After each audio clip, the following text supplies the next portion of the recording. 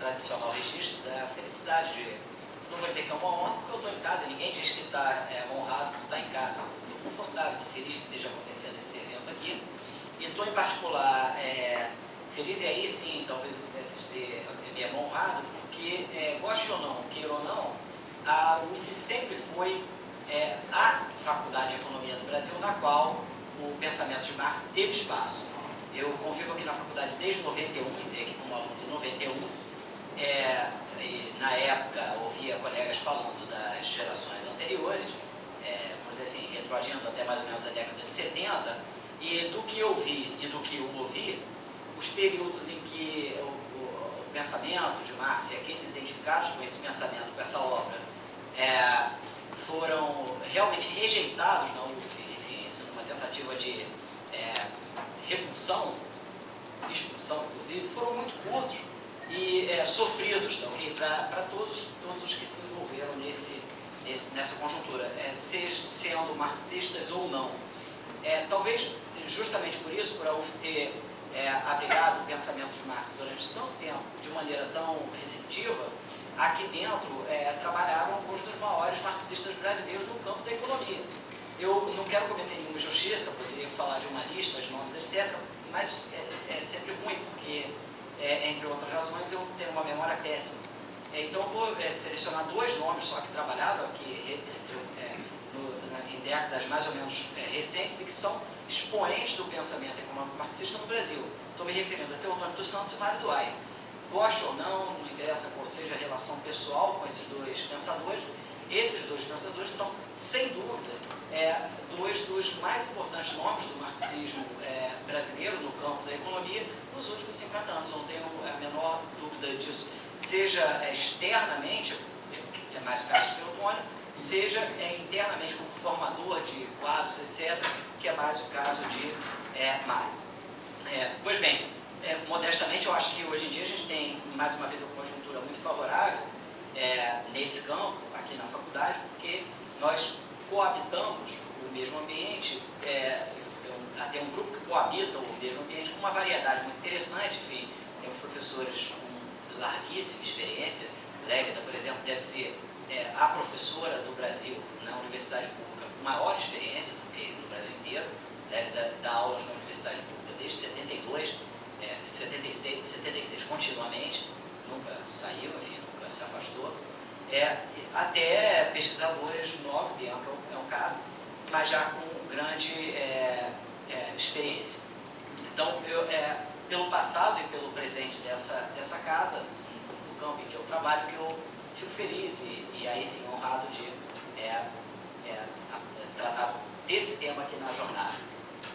Nada disso contou por um tempo, tá? Então eu vou começar a minha exposição agora, que é apresentada sob esse título, Marx e a Crítica da Economia Política.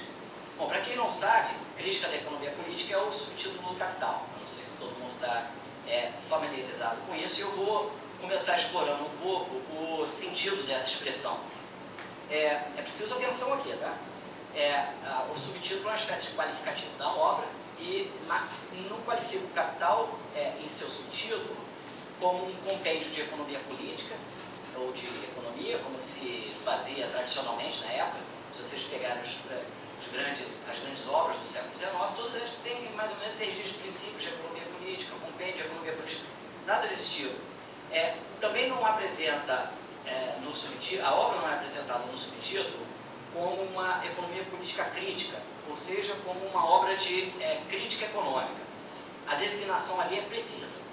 Crítica da economia política, e isso revela que Marx tem consciência da diferença entre fazer economia crítica e fazer crítica da economia. Bom, relativamente claro que a crítica da economia não se dirige, não é uma crítica que tem por objeto, se dirige a uma corrente específica da economia, seja a corrente hegemônica ou uma corrente periférica. Não é uma economia crítica, para reforçar sabe. A crítica da economia se refere à ciência econômica, ou, para usar a linguagem da época, a economia política. Agora, essa é uma crítica peculiar. Ao que eu saiba, não existe uma crítica científica de outra disciplina, uma crítica da física, por exemplo. Há uma crítica religiosa, teológica da física, mas não uma crítica científica da física. Na física há inúmeras divergências. Paulo também come nas outras ciências, okay? Não é só na economia, na física, na biologia, na história, okay?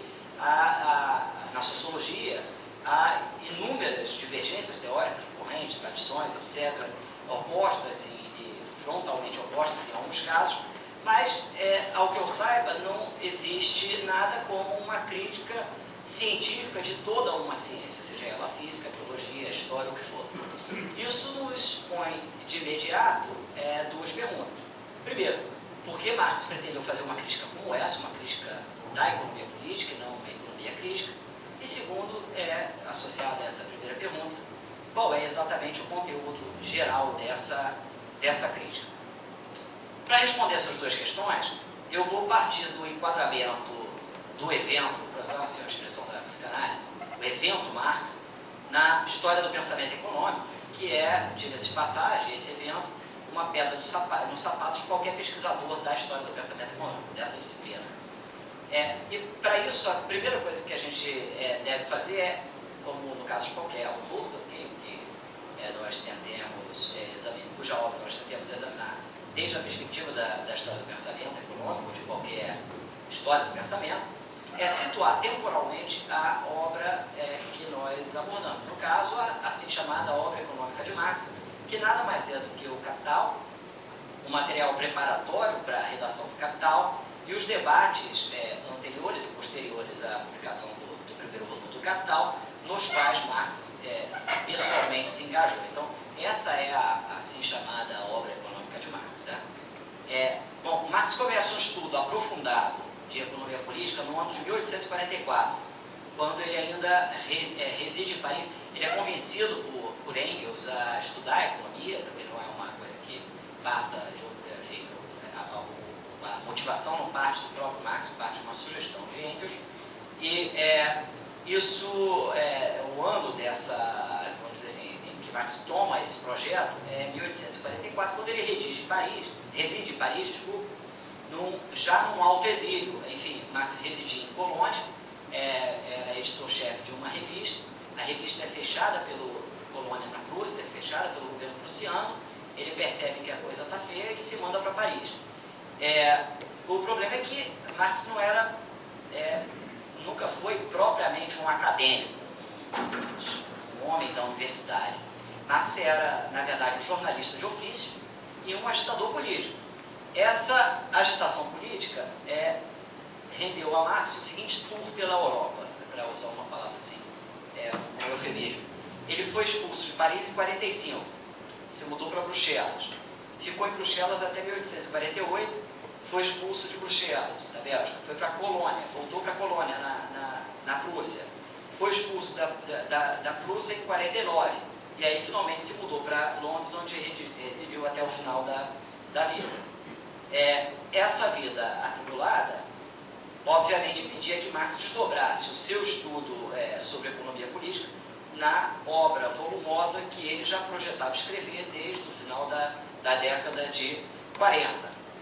Foi só na década de 50 que, fixado em Londres e com uma boa grana, uma boa renda garantida pelo amigo Engels, que, como acho que todo mundo sabe, era herdeiro de um império industrial e resolveu, a partir da década de 50 assumir a gerência de uma das principais filiais. Bom, o império era fixado na Prússia, mas a principal filial em Manchester, e em pouco tempo a filial de Manchester suplantou o vigor econômico da matriz.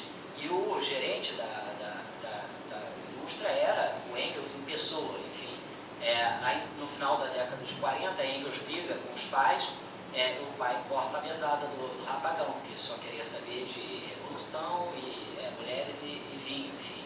E é justamente nesse período que Marx passa problema econômico, porque careceu a ele o suporte do amigo. Mas na década de 50, Engels, enfim, aceita o destino da família e assume as empresas, e isso provê a Engels uma condição de ultra rico na Inglaterra, em Manchester em particular. Depois ele se muda para Londres. E com essa grana, Engels financia Marx por toda a vida. Pois bem, fixado em Londres, num lugar relativamente seguro e com uma boa renda, Marx se vê em condições de aprofundar os estudos sobre economia política que já giram em torno do projeto da obra que viria a ser o Capital. Acontece que o primeiro volume do Capital só veio a sair 17 anos depois, em 67. Então é uma obra que levou 17 anos para parir o primeiro volume, o que significa dizer que se Marx vivesse no Brasil hoje, fosse um pesquisador universitário, a CAPES já teria o enviado para Degredo, talvez no Suriname ou no Haiti. Enfim, pois bem, então, em 67, Marx finalmente publica o primeiro volume do Capital sob pressão editorial, porque ele ainda pretendia revisar a obra mais uma vez, mas a confecção do Capital não se esgota no primeiro volume. Marx tinha outros 3 volumes projetados ainda para a obra, na verdade 3 livros com 6 volumes ainda restantes, e até o final da vida Marx se ocupa desse trabalho, por vezes entremeando com um trabalho jornalístico de conjuntura internacional, enfim, na qual ele tirava alguma prata, e por vezes com estudos específicos que ocupam interesses particulares, seja na matemática, na biologia, por aí vai. Bom, quando a mulher de Marx morre em 81, Marx já estava bem adoecido, bem doente, bem envelhecido, e com esse episódio do falecimento da esposa, ele se vê totalmente fragilizado, fica ultra deprimido, e de fato perde a capacidade de trabalhar com mais regularidade. A gente pode considerar, embora tenham textos posteriores a 81, que 81 é o ano terminal da obra de Marx, ok? Só viria a morrer em 83, mas esse é o último ano. Pois bem, eu disse tudo isso só para recordar que o período em que Marx se dedica com afinco ao estudo da economia política é o período da metade do século XIX. Enfim, metade do século XIX, 25 anos, entre 45 e, sei lá, 35, talvez, ali, um pouco depois do começo do quarto final do século. Agora vamos recordar o que esse marco temporal significa em termos de desenvolvimento da ciência econômica. Bom, acho que todo mundo aqui estudou ou estuda economia, e o que significa, tirando o pessoal que está filmando, e deve estar quase dormindo. Pode dormir, gente, não é vergonha. Está bem centrado. Mas enfim, então, isso me facilita porque eu posso assim ir mais rápido. Tá? Todo mundo sabe, ou deveria saber, também tem aquele caso, né? Eu estou presumindo que todos saibam, que até meados do século XIX a economia havia avançado em 2 linhas de desenvolvimento. Por um lado, a economia avança, quer dizer, aqui tem antecedentes nos 2 casos, tão longínquos quanto Aristóteles, Platão, sei lá.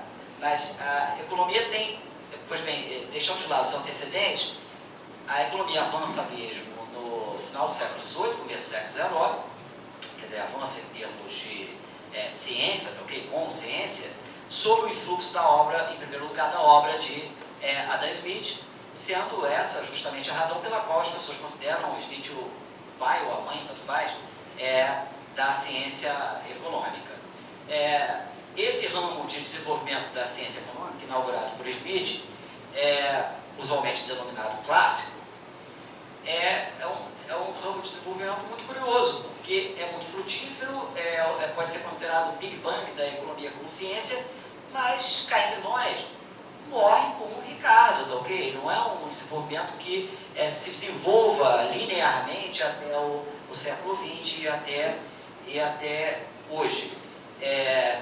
Pois bem, então, nasce com Smith, tem um brilhante sucessor, Marcelo não concorda, Marcelo acha o Ricardo um idiota, eu sempre polemizo com ele com relação a isso, eu acho o Ricardo um economista brilhante, um pensador brilhante, mas o fato é que esse sucessor não consegue conduzir, não é capaz de conduzir a economia política nesse ramo específico do desenvolvimento para além do seu trabalho. Em geral, quer dizer, a hipótese mais plausível para essa interrupção do desenvolvimento da economia política clássica é, sem dúvida, na minha opinião, e acho que isso é relativamente claro, nem é muito polêmico, o fato de que a economia política clássica erga a sua construção teórica à base da teoria do valor do trabalho de David Hume. Isso, bom, para dizer diretamente o que eu estou, não deixar entre linhas, ok? A análise da sociedade que considera a sociedade como uma totalidade fracionada em classes sociais não é uma invenção de Marx, ok?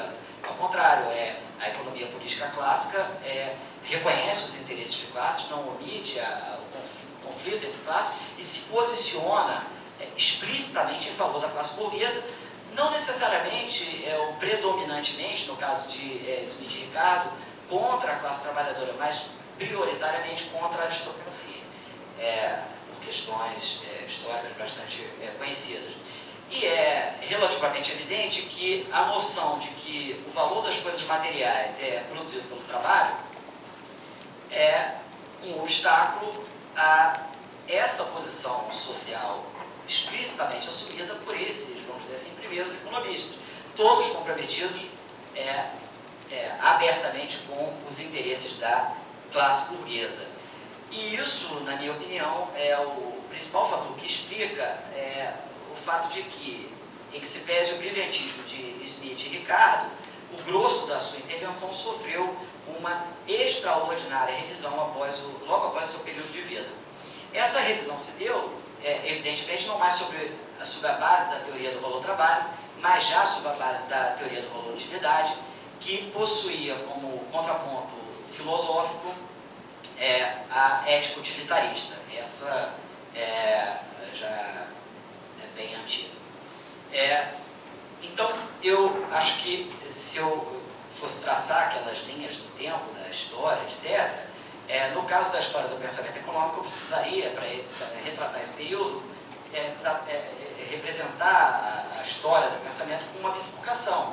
Uma linha que vem de Smith e Ricardo e morre mais ou menos ali em Ricardo, e uma linha paralela que para demarcar o início começaria com a intervenção de Jeremy Bentham e James Mill, que é mais ou menos contemporânea de Smith, esses dois. Tá? Bentham escreve em 789 e Smith pouco mais de 10 anos antes. James Mill entre os dois. Pois bem, essa segunda linha de desenvolvimento, que constitui de fato um ramo evolutivo paralelo da economia política clássica de Smith e Ricardo, vai se afirmar definitivamente como fundamento central da ciência econômica no final do século XIX, com a Revolução Marginalista. Entre a posição de Smith e Bentham no final do século XVIII e a Revolução Marginalista, aproximadamente 100 anos depois, a economia, a ciência econômica, como fonte autônoma, vamos dizer assim, de preocupação teórica, de estudo, assume um papel destacado no que se refere ao estudo das relações sociais. Aliás, essa ciência, essa nova ciência, que reclama explicitamente estatuto científico nessa conjuntura, que tenta se calcar na explicitação dos seus métodos, claro, fundamentando-se na filosofia da ciência por excelência do século XIX, que é o positivismo. Essa nova ciência figura como o modelo das ciências sociais justamente nessa conjuntura. Bom, nesse período, nesse interregno entre Smith, Bentham e a Revolução Marginalista, o movimento mais expressivo da ciência é aquele que tem como antecedente Jean-Baptiste Sartre, cuja principal obra é escrita em 1932, e que tem como principal expoente John Stuart Mill, filho do James, que enlouquece quando tem 20 anos, trancado no sanatório, deram meia dúzia de choques nele, deu um jeito, ele voltou a escrever o Princípios em Economia Política. Eu não sei se ainda é maluco ou se já são, mas o fato é que é uma obra de muito sucesso. E eu estou referindo-me a esse episódio de John Stuart Mill como o único episódio de fato, de relevo na história do pensamento econômico desse período, porque eu estou examinando esse período à luz do que aconteceu no século XX. E John Stuart Mill é um episódio relevante para a história do pensamento econômico naquele período particular, vamos dizer assim, meados do século XIX, porque John Stuart Mill é o autor que consegue articular de maneira mais bem sucedida aquilo que veio se chamar de síntese clássica, em contraposição à síntese neoclássica de meados do século XX. Como vocês sabem, a síntese neoclássica é uma espécie de, posso falar assim, suruba entre o keynesianismo e o neoclassicismo. E a síntese clássica é uma espécie de suruba entre aquelas duas vertentes do pensamento. Isso é, para dizer em termos mais elegantes, a economia de Smith e Ricardo é reinterpretada à base da teoria do valor-utilidade, e o autor que faz isso de maneira mais sustentada do ponto de vista teórico é John Stuart. Pois bem, não são poucas as proposições econômicas dessa época que vão ser incorporadas. Diga-se de passagem, John Stuart Mill poderia ser considerado, por isso, e certamente o primeiro neoclássico, os primeiros neoclássicos, mas usualmente essa designação colou nos economistas marginalismo em diante.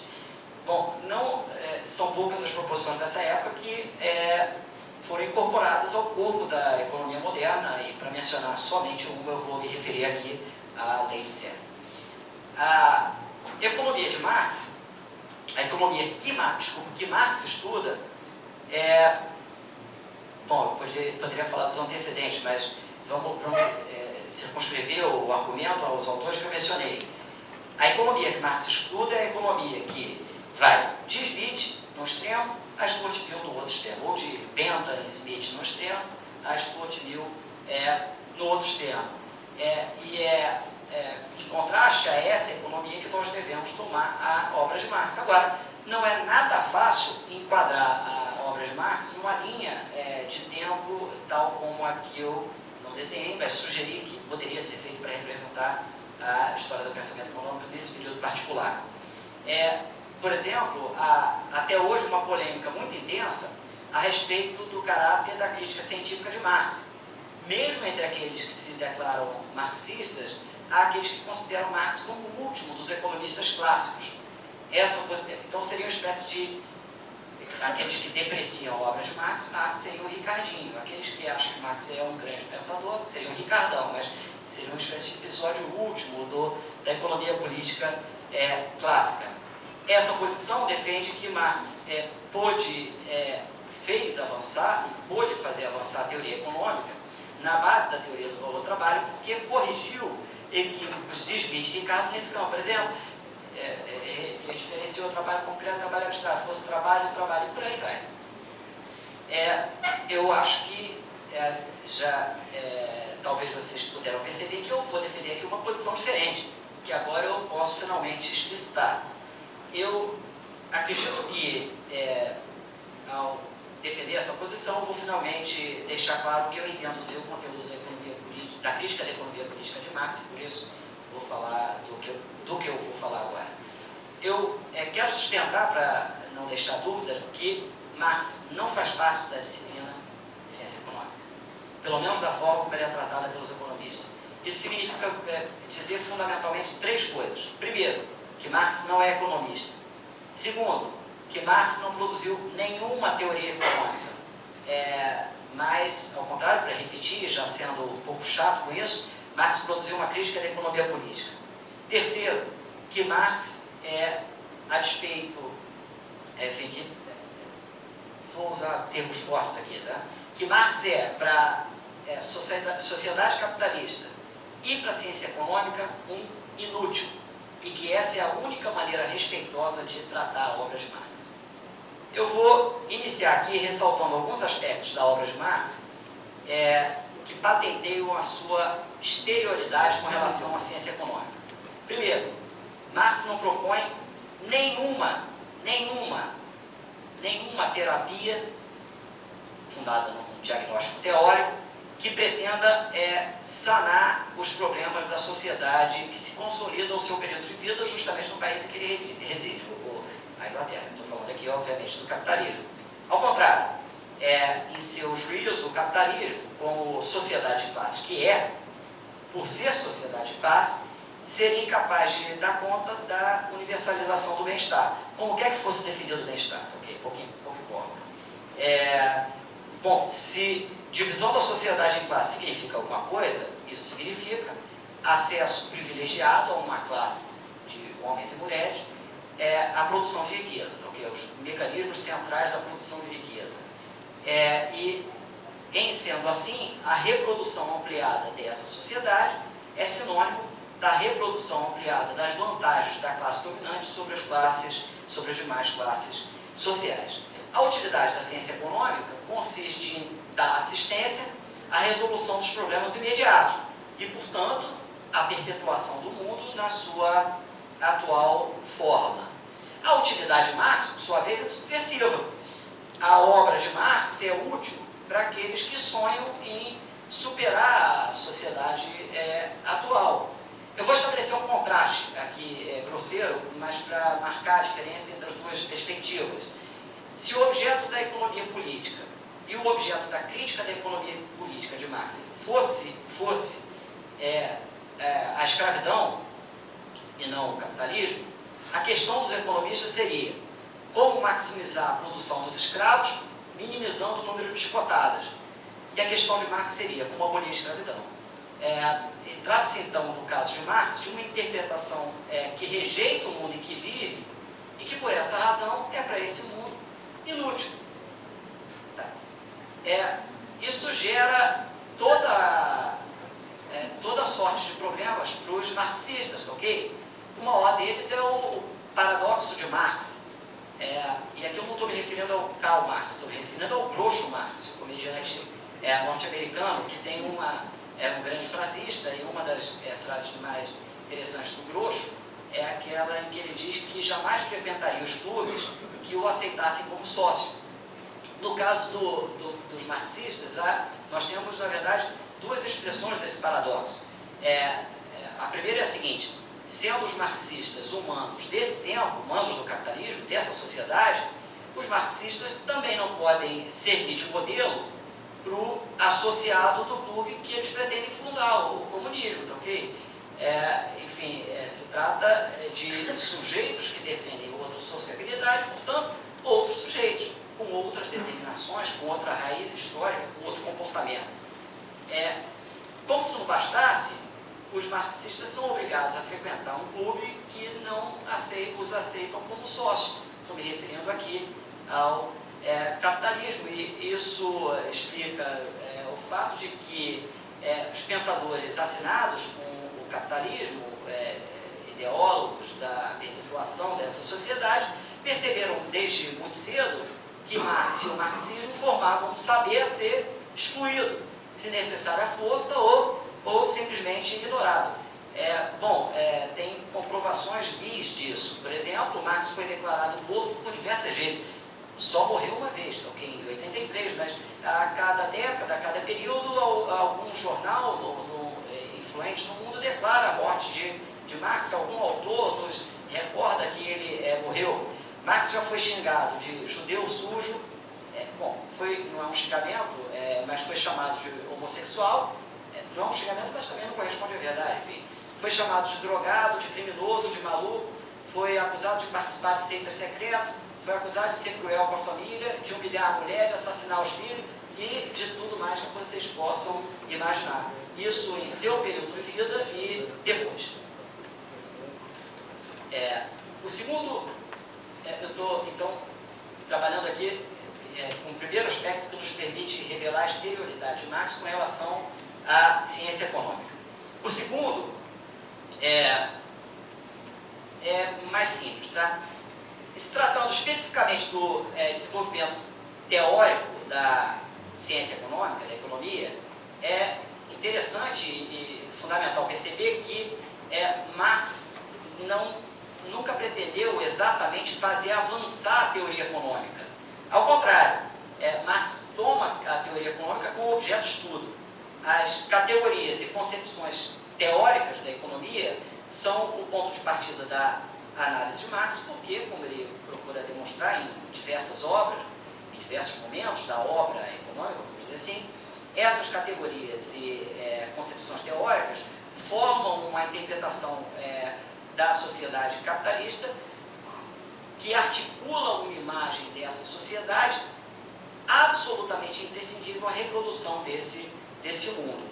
Para que, depois vem, trata-se de uma sociedade complexa, repleta de problemas, de contradições, problemas esses que, por sua complexidade, exigem um tratamento igualmente complexo e, portanto, um formato científico das ideias que lidam com essas questões. Para que essa reprodução, por sua vez, seja possível numa sociedade de classes, como o capitalismo, onde uma determinada classe se beneficia da riqueza social criada por outras classes, ou por outra classe, é um tema relevante da economia política a racionalização das diferenças de bem-estar e o impedimento ao término dessa reprodução. Término esse provocado, por exemplo, crises sistêmicas que se apresentavam de maneira clara ao tempo de Marx, no século XIX e no século XX, mais uma vez, tornaram a acontecer. A moral da história é que, se nós tomamos rigorosamente a obra de Marx desde o ponto de vista da economia, ela é uma obra ininteligível. Por essa razão é que a contribuição de Marx, quando interpretada como obra econômica, como obra de um economista, se transforma em algo totalmente distinto do que essa obra efetivamente é.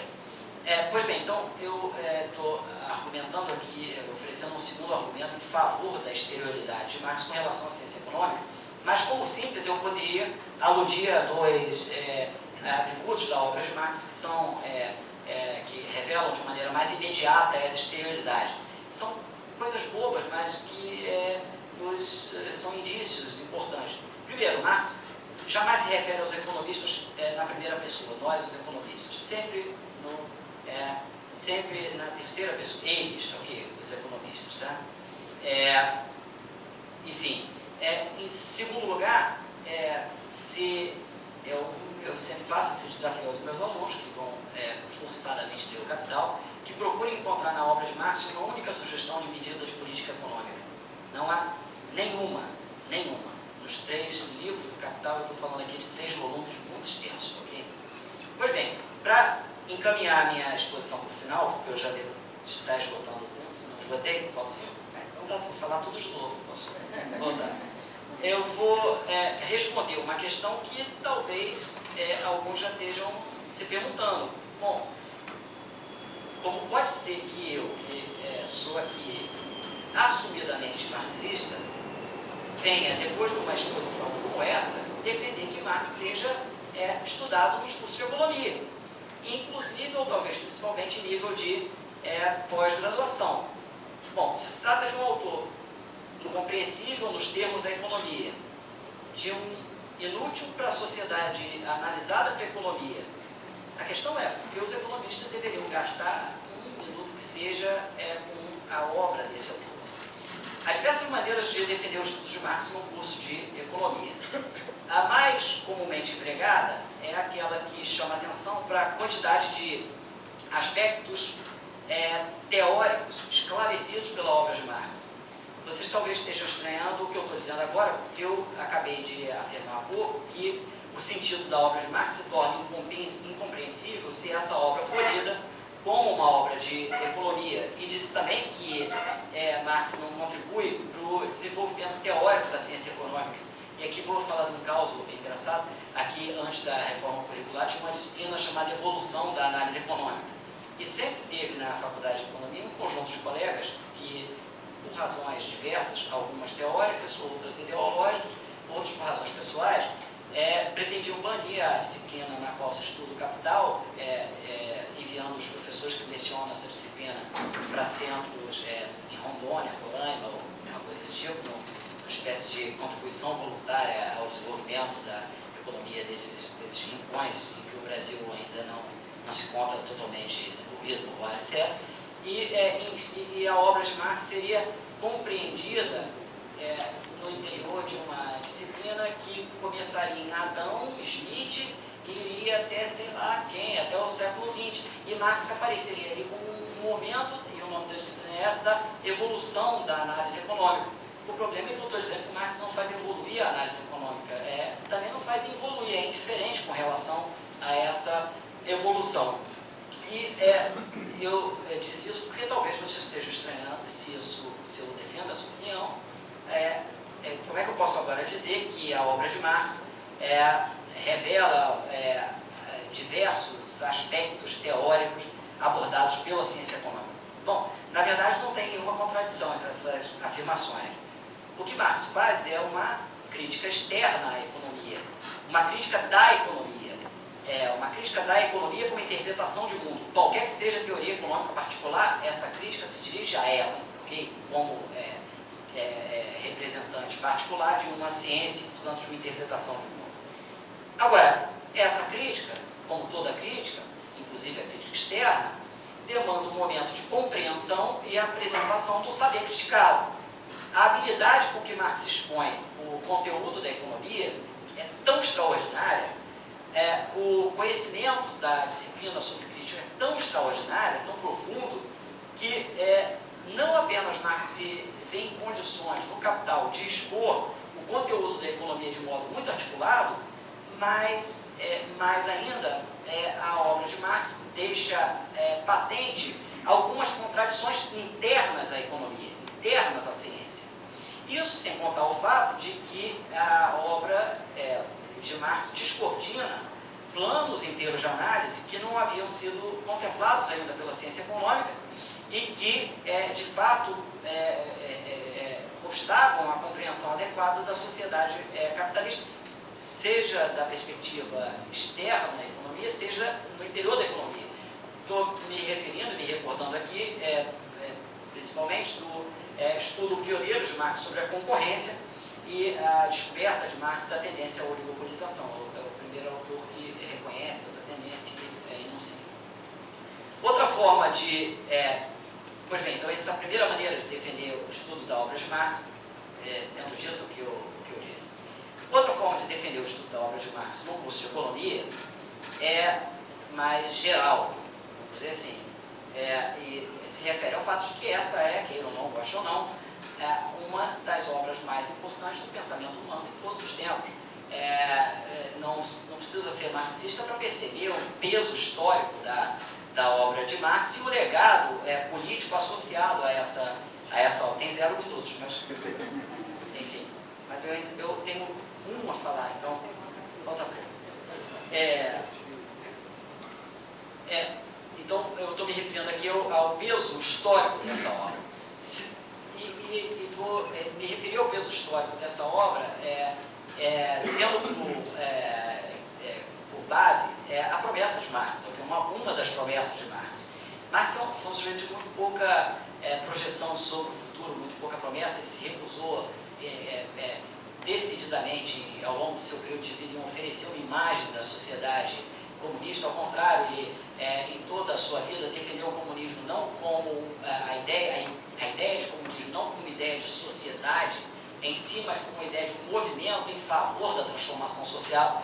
Enfim, agora, Marx nos deixou pelo menos uma promessa como filósofo, rejeitando o caráter escolástico quer dizer masturbação intelectual, porque rejeitando o caráter escolástico da filosofia, Marx prometeu uma filosofia que transformasse o mundo.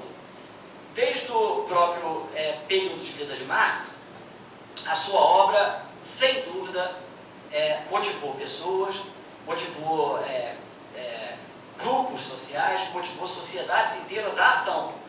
Quase todos os principais acontecimentos do século XX, principalmente a partir de 1929, não vou nem dizer 17, tá ok, de 29, foram, de uma forma ou de outra, influenciados pela possibilidade de vislumbrar concretamente um futuro para a humanidade distinto daquele que correspondia ao puro desenvolvimento da sociedade em que nós vivemos.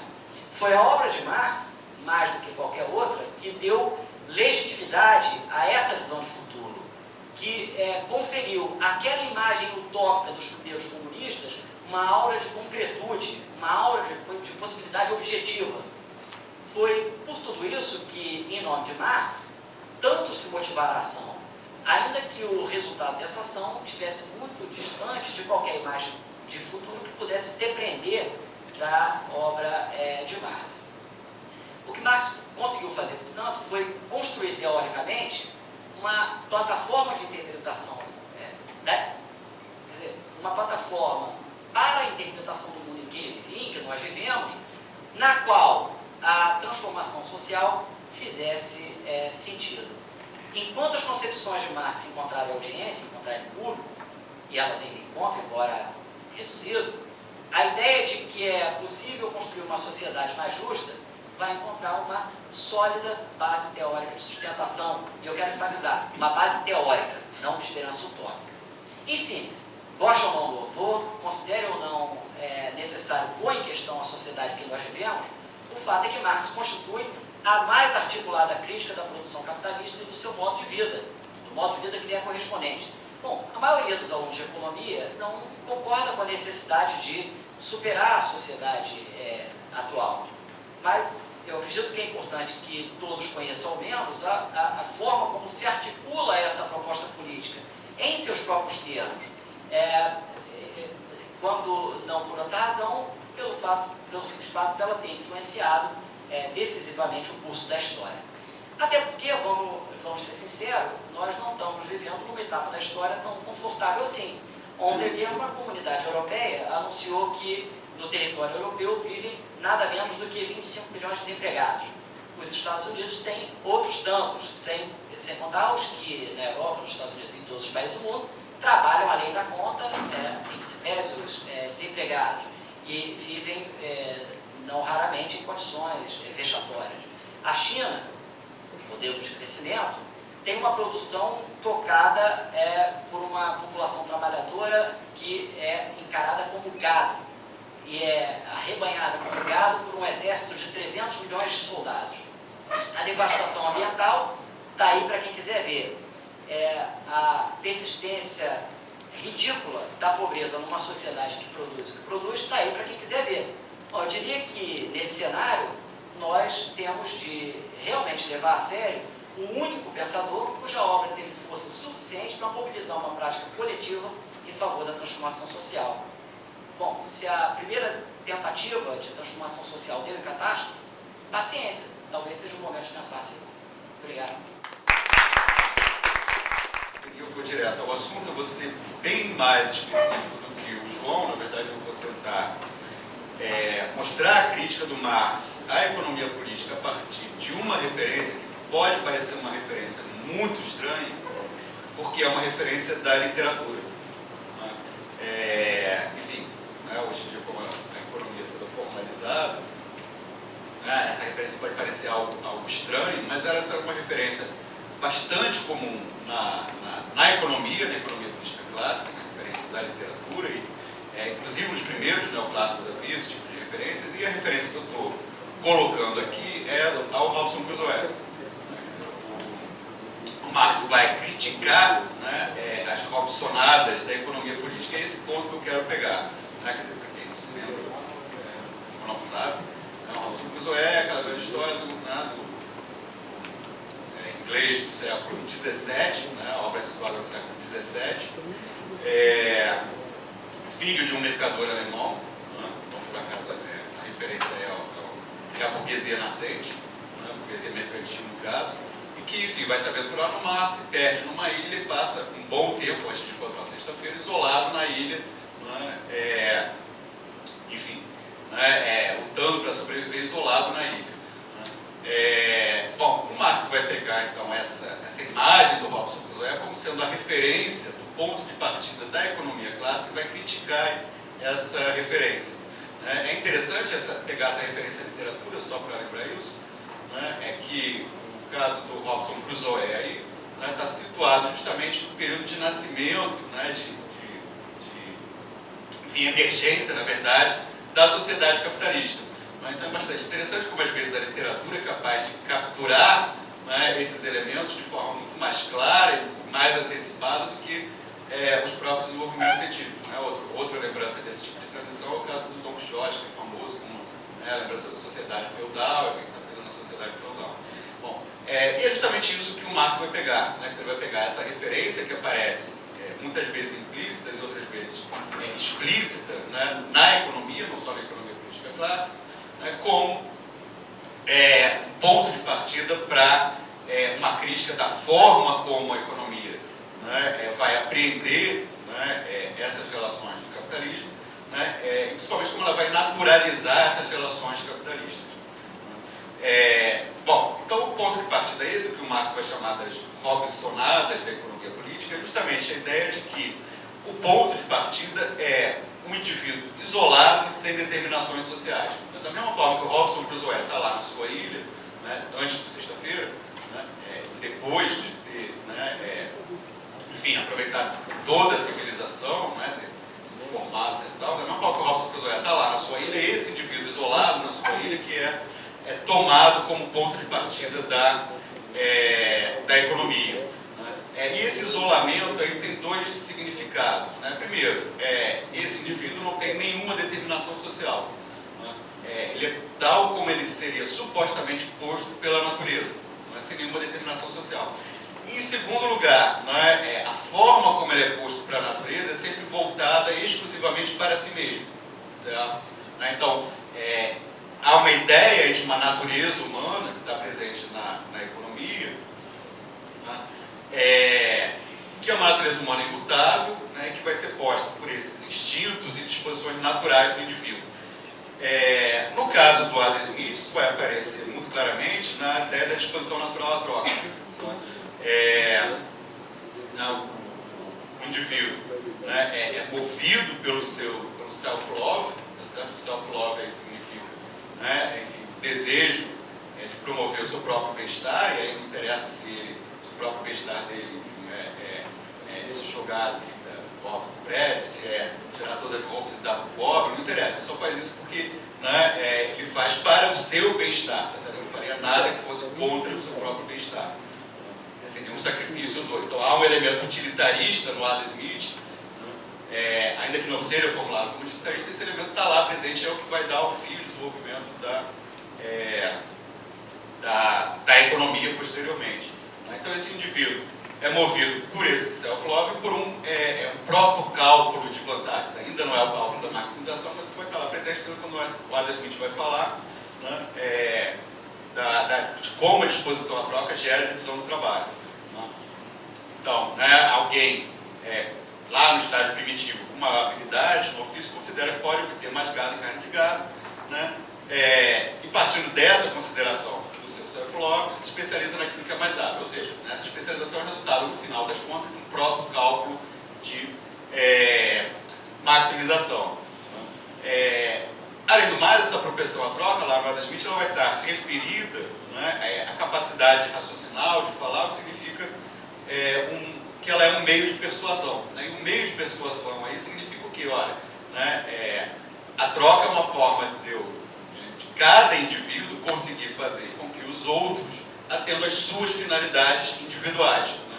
Se não egoístas, egocentradas, tá? Para usar uma diferença que o Eutério, por exemplo, faz. Então, esse indivíduo isolado, né, caracterizado por uma natureza humana que independe de qualquer determinação social, tá certo? Esse indivíduo lá na tribo primitiva do caçador e o indivíduo lá no século XVIII do Adam Smith seria o mesmo, e ele é caracterizado por esses elementos, né, que são elementos, de novo, centrados no próprio indivíduo. Né, o seu self-love e a utilização do outro como um mero meio para atingir as suas próprias finalidades. Então há aqui essa ideia de uma natureza humana, né, que poderia ser observada a partir os clássicos, né, referem essa natureza humana de alguma forma à história, né, mas de que forma que eles referem isso à história? Eles referem isso através da comparação de diversas situações históricas, situando essa natureza humana num suposto estágio primitivo, no estado da natureza, né, que seria, né, observável, por exemplo, lá no caso da referência do século XVIII, nas sociedades primitivas, nas tribos, etc. E tal.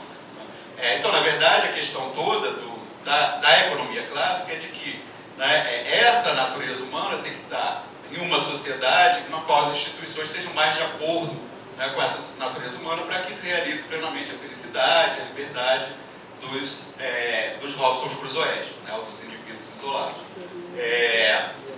Portanto, também a ideia de uma ordem natural. Toda a pesquisa lá dos primeiros economistas clássicos é justamente de como, né, ao longo do desenvolvimento, foi se criando essa, do ponto de vista da história, claro, ao longo do desenvolvimento dos homens, foi se criando vários obstáculos para a realização plena dessa natureza humana.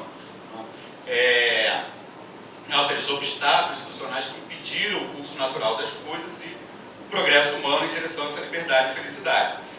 Obviamente, do ponto de vista da economia política clássica, essa realização se dá com as instituições do capitalismo e da burguesia. Né? Então, esse seria, na verdade, o fim da história, porque ali nós teríamos alcançado a ordem natural, né? E livrado de todos os impedimentos, obstáculos postos pelas sociedades anteriores. Né? Eu vou fazer uma citação do Marx aqui sobre isso, que é bastante interessante, que ele vai dizer, olha, os economistas têm procedimentos singulares. Para eles só existem duas espécies de instituições, as artificiais e as naturais. Repare que esse discurso não é só do século XVIII, tá certo? Ele reaparece hoje, né, quase sempre. As instituições da feudalidade são artificiais, as burguesias são naturais. Nisso eles se parecem aos teólogos, que também estabelecem dois tipos de religião. A sua emanação de Deus, as outras são invenções do homem. Dizendo que as relações atuais, as relações de produção burguesa, são naturais, os economistas dão a entender que é nestas relações que a riqueza se cria, as forças produtivas se desenvolvem segundo as leis da natureza.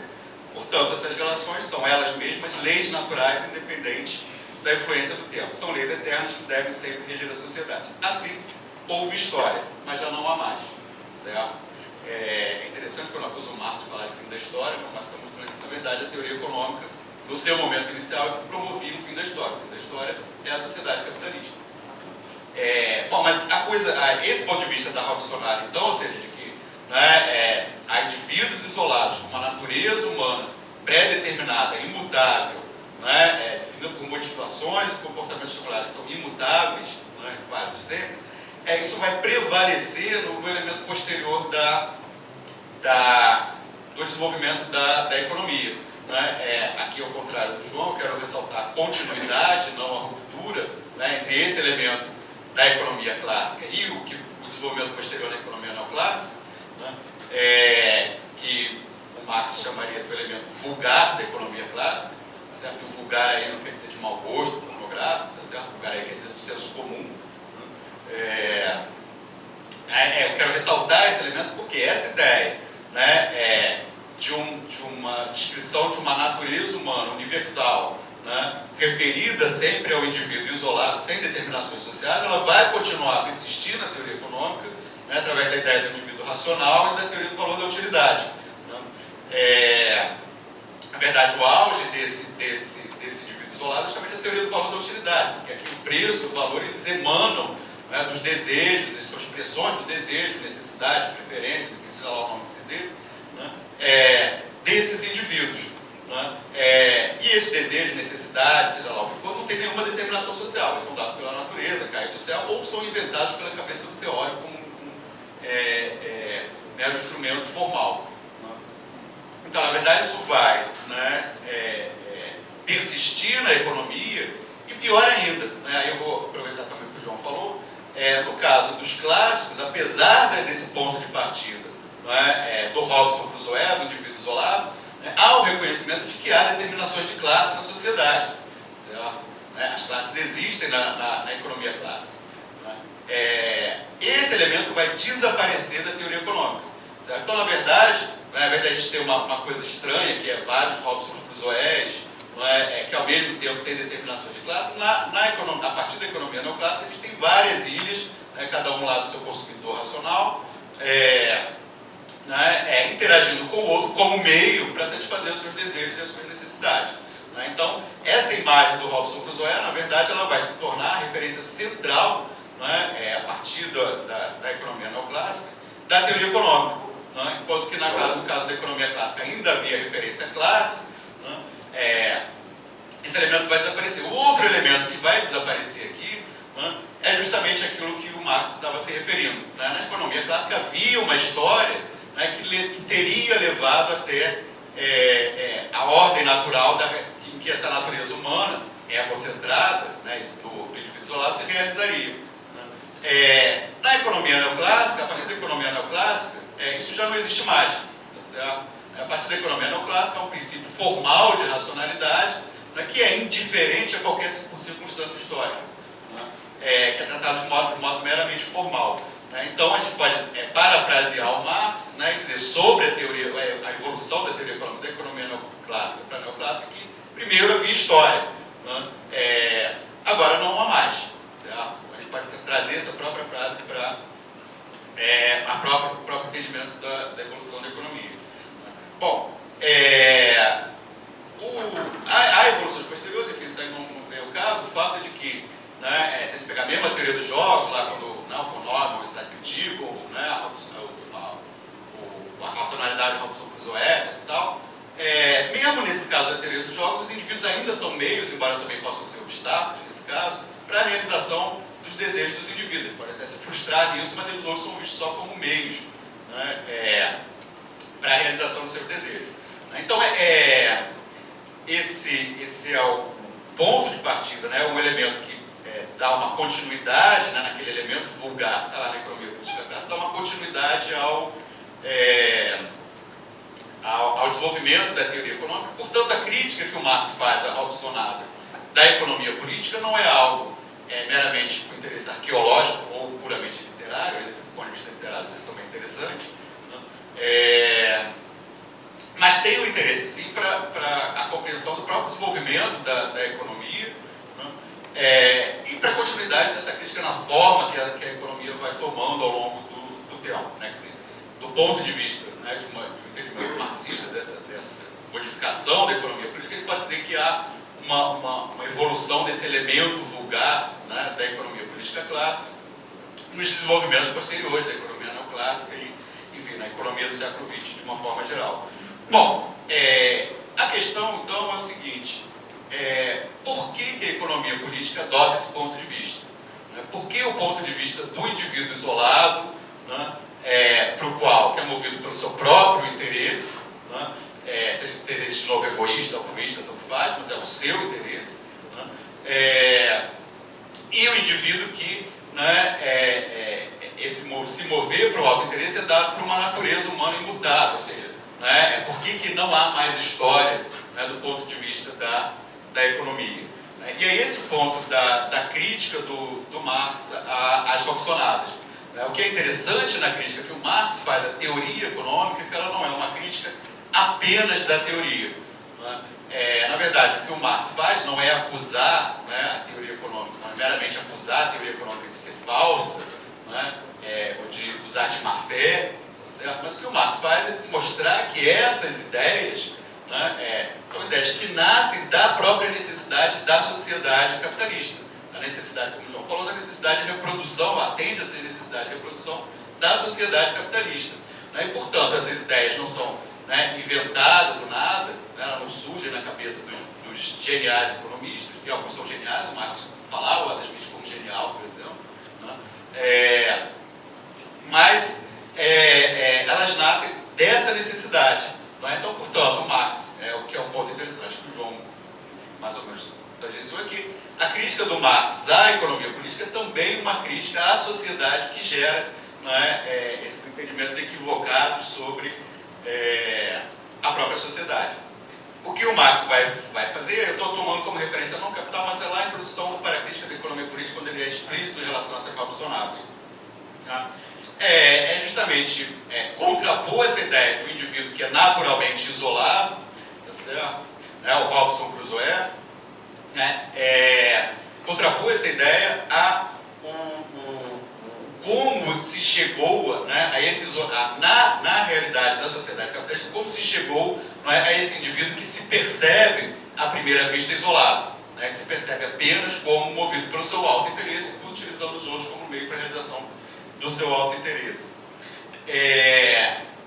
O Marx vai apontar dois elementos aqui. Primeiro, né, que esse indivíduo isolado, então, ele não é um produto da natureza, né, enfim, há várias referências históricas do Marx mostrando, né, como, na verdade, ao longo da história os indivíduos são presos, né, à comunidade, à determinação social, que na verdade eles vão se soltando dessa ligação imediata, né, ao longo da história, né, e que esse produto histórico, portanto, não uma natureza humana, em que o indivíduo é um indivíduo isolado, um indivíduo racional, ou lá o caçador, pescador, primitivo, dona limite, como é que isso vai sendo gerado como um produto histórico? Né? Então o Marx, na verdade, está contrapondo aqui aquela ideia de uma natureza humana imutável, né, do indivíduo isolado, a ideia de que, bom, né, esse indivíduo, o homem, é resultado de um produto histórico. E que esse indivíduo, vai dizer, ele é um produto da dissolução da própria sociedade feudal. De novo, não é à toa que o romance do Robson Crusoe aparece nessa transição, né? Não é à toa que essa referência está colocada muito explicitamente nos economistas clássicos, não de uma maneira meramente formal, mas como uma referência histórica da sociedade primitiva, etc. E tal, né? E também do desenvolvimento das novas forças produtivas a partir do século XVI. Ou seja, né, esse indivíduo isolado, tanto a imagem do indivíduo isolado na teoria econômica, como, né, o isolamento dos indivíduos na realidade da sociedade capitalista são produtos do desenvolvimento dessa sociedade e da dissolução da sociedade anterior. Então, de novo, estou tentando ilustrar que como Marx faz essa crítica à economia, né, que não é uma mera crítica à economia, não é uma questão de erro cognitivo, né, enfim, ou de má fé, né, apenas, mas é uma questão de como essas ideias nascem das necessidades da própria sociedade capitalista. Bom, e aí, apontando esses dois elementos, quer dizer, como é que surge esse indivíduo isolado, como é que a sociedade capitalista produz esse indivíduo isolado? Por um lado, pela dissolução das relações feudais, e isso significa, né, o Marx vai apontar aqui que nessas relações, né, os indivíduos estavam sempre colocados em relações de dependência pessoal, né, e essa dependência pessoal, né, de forma muito breve, tinha origem nas próprias condições de produção limitadas, né, no fato de que os servos tinham posse dos meios de produção, né, e tal, ou seja, né, nessas sociedades feudais era visível, né, essa relação, essa determinação social dos indivíduos, né, como servo era servo, né, o mestre era mestre, o oficial era oficial, né, isso vai, né, desaparecer na sociedade capitalista. Por quê? Né? Como é que o Marx vai explicar esse isolamento do indivíduo na sociedade capitalista e como é que isso se reflete, né, na visão que a teoria econômica vai ter, né, desses indivíduos, da relação desses indivíduos. Porque o Marx vai caracterizar a produção capitalista como produção generalizada de mercadorias. Isso tem dois elementos, duas condições fundamentais. A divisão do trabalho, que não é qualquer divisão do trabalho, é a divisão do trabalho, né, flutuante, tá certo? Não é a divisão do trabalho da casta, né, da corporação, onde o indivíduo está claramente fixado numa determinação social, quando é aquela divisão do trabalho que, né, as necessidades da sociedade de determinado tipo de trabalho flutuam de uma hora para outra, o próprio indivíduo pode flutuar de um trabalho para outro, né? E da propriedade privada, que não é meramente a propriedade privada, mas a propriedade privada generalizada, a propriedade privada móvel. Repare que também aqui o indivíduo já não é mais o dono da terra, o dono de um instrumento de trabalho, né? Na verdade, o que caracteriza a propriedade privada é que o indivíduo tem uma quantia de dinheiro. Essa quantia de dinheiro pode ser dono, né, de qualquer coisa que seja vendável, né? Então daí a ideia da propriedade móvel. Então, esses dois elementos aí que são necessários para a produção de mercadoria justamente colocam, né, a relação desses indivíduos como autônomos e independentes, né? O Marx vai colocar apenas os produtores de trabalho privado, autônomos e independentes, se confrontam com produtores como mercadorias, né? E aí eles são independentes porque, né, se a gente olhar para a relação de troca de mercadorias, os indivíduos são independentes porque, né, eles são juridicamente livres, né? A troca é aparentemente uma relação de vontade entre os indivíduos, né? Então daí a ideia do indivíduo isolado que exerce a sua vontade, mesmo que o Robson do Cruzoiano não tem obstáculo nenhum para a sua vontade lá, aí ele faz o que ele quer, os obstáculos são meramente materiais, né? também aparece assim. Né? E os indivíduos são autônomos. Né? Por quê? A decisão de cada produtor não é coagida diretamente ou acordada diretamente com os outros produtores. Tá certo? Então, aparentemente, cada produtor de mercadoria é livre para determinar o que, quando, como faz. De novo, diferente das corporações, onde né, uma série de regulamentações do que, quando, como produzir, quanto empregar, etc. Né? Então, né, o que o Marx está apontando aqui, olha, justamente, a partir do momento que a produção de mercadorias se torna a forma predominante de produção, a produção de mercadorias passa a ser produção generalizada de mercadorias, nas relações que os homens estabelecem na troca, eles aparecem, se veem como indivíduos isolados. Né? Como né, exercendo apenas a sua livre vontade. Lá no final do capítulo 4 tem uma passagem belíssima que o Marx vai colocar isso. Né? Cada indivíduo aparece isolado, o indivíduo aparece apenas exercendo a sua livre vontade, portanto, né, a liberdade aparece aí como uma característica dessa sociedade, aparente do ponto de vista da troca, né, como igualdade, porque não há subordinação hierárquica entre eles, né, como dispondo apenas do que é seu, como propriedade, e como cuidando apenas de si mesmo, venda, diz o Marx. Né. Portanto, a única coisa que junta né, os indivíduos aí é a necessidade de satisfazer o seu próprio interesse. Ou seja, satisfazer o seu próprio interesse privado, e cada produtor, cada vendedor aí só está interessado no quanto ele pode ganhar vendendo a sua própria mercadoria. De novo, é o ponto de vista do Robson Crusoe, que está lá no Caçador e no Pescador do Adam Smith. Repare como o Marx trouxe né, uma referência da literatura, uma referência da economia política para como isso realmente acontece nas nossas práticas cotidianas na sociedade capitalista. Então, acho que o ponto central aqui da crítica né, do Marx é justamente mostrar essa relação. Bom, o segundo ponto, né, então, o que o Marx vai colocar é justamente que esse ponto de vista, né, o ponto de vista da troca, né, é o ponto de vista da economia política. O que é o ponto de vista que a economia política adota é o ponto de vista da circulação, né, ou o ponto de vista da concorrência. Né, aonde os indivíduos aparecem como os indivíduos isolados, livres, exercendo a sua vontade e vendo, né, de acordo com o seu próprio interesse. Né. Bom, o que o Marx vai contrapor a isso é que né, essa percepção do indivíduo isolado, ou melhor, esse isolamento do indivíduo, tá certo? Que ele é real do ponto de vista da troca, né, esse isolamento do indivíduo só pode acontecer quando os indivíduos estão mais do que nunca dependentes da sociedade como um todo, cada vez mais dependentes. A sua dependência em relação à sociedade como um todo né, é maior do que nunca. Né? E é esse outro aspecto que a economia política não é capaz de perceber. Ela celebra esse indivíduo isolado como sendo um indivíduo livre, etc., sem nenhuma coação ou sem nenhuma forma de dominação. O que o Marx vai apontar é justamente que, na verdade, esse isolamento do indivíduo só é possível na medida que a divisão do trabalho se amplia enormemente, que a propriedade é uma propriedade privada móvel, tá certo? Portanto, o cara não precisa estar preso à terra, ao instrumento de trabalho, né? E que, portanto, a dependência recíproca desses indivíduos é maior do que nunca. O problema é a forma como essa dependência aparece. Né? E aí é o ponto onde o Marx, né, me parece que é um dos pontos centrais da crítica do Marx à sociedade capitalista, né, e a economia política também, porque a economia política vai dizer que o Marx não é capaz de perceber a forma dessa dependência né, dos indivíduos em relação à sociedade como um todo, e não é capaz de apreender criticamente essa dependência.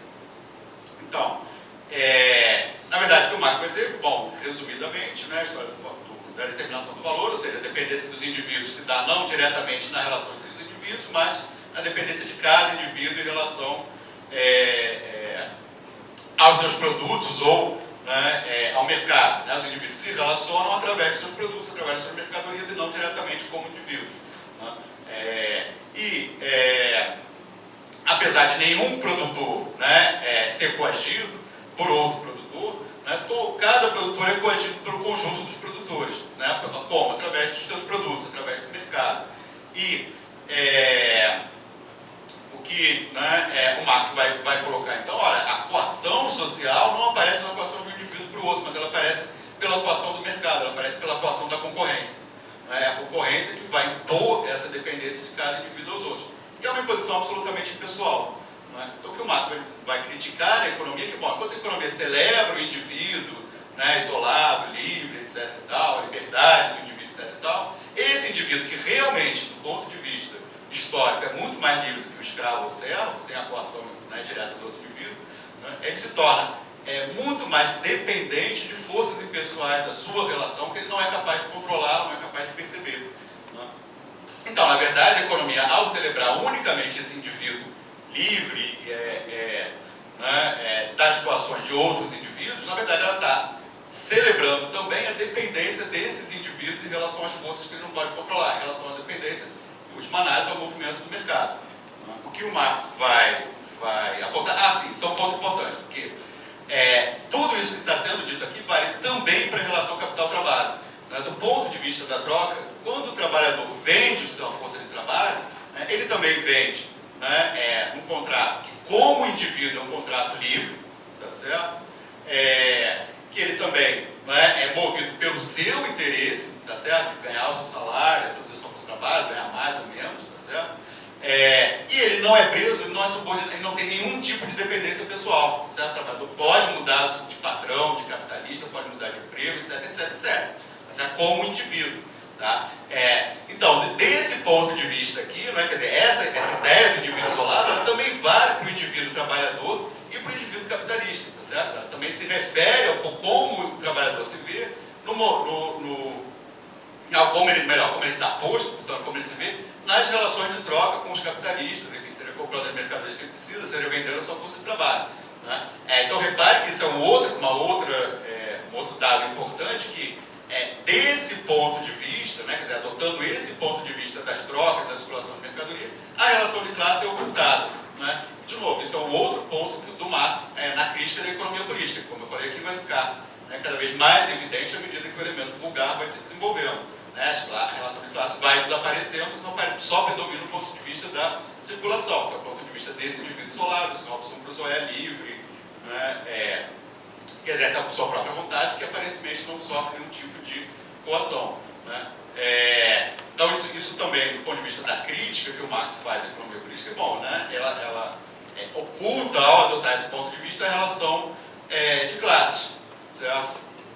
Bom, então, na verdade, o que o Marx vai colocar é justamente que ela não é capaz de capturar essa dependência recíproca, e principalmente a forma alienada dessa dependência recíproca. Né? Ou seja, que os indivíduos se colocam dependentes, né, de relações dos quais eles mesmo criam, né, subordinados a ela. E, portanto, a economia vai adotar o ponto de vista da concorrência. Isso gera algumas crenças ilusórias, né, o Marx usa esse termo quando ele fala lá no Capital, lá no final, sobre a concorrência, as ilusões sobre o poder da concorrência. Primeiro, né, esse caráter social, que é uma condição para a ação dos indivíduos, né, aparece na teoria econômica como resultado da ação desses indivíduos livres e isolados. Né? Há uma inversão aí, né, daquilo que é condição para a ação dos indivíduos, aparece como resultado. Então, a economia faz essa troca, né, daquilo que é condição por resultado da ação dos indivíduos. O segundo, né, elemento ilusório aí é justamente esse caráter harmônico, né, que já está lá desde o Adam Smith, né, seria resultado dessas ações dos indivíduos. Né?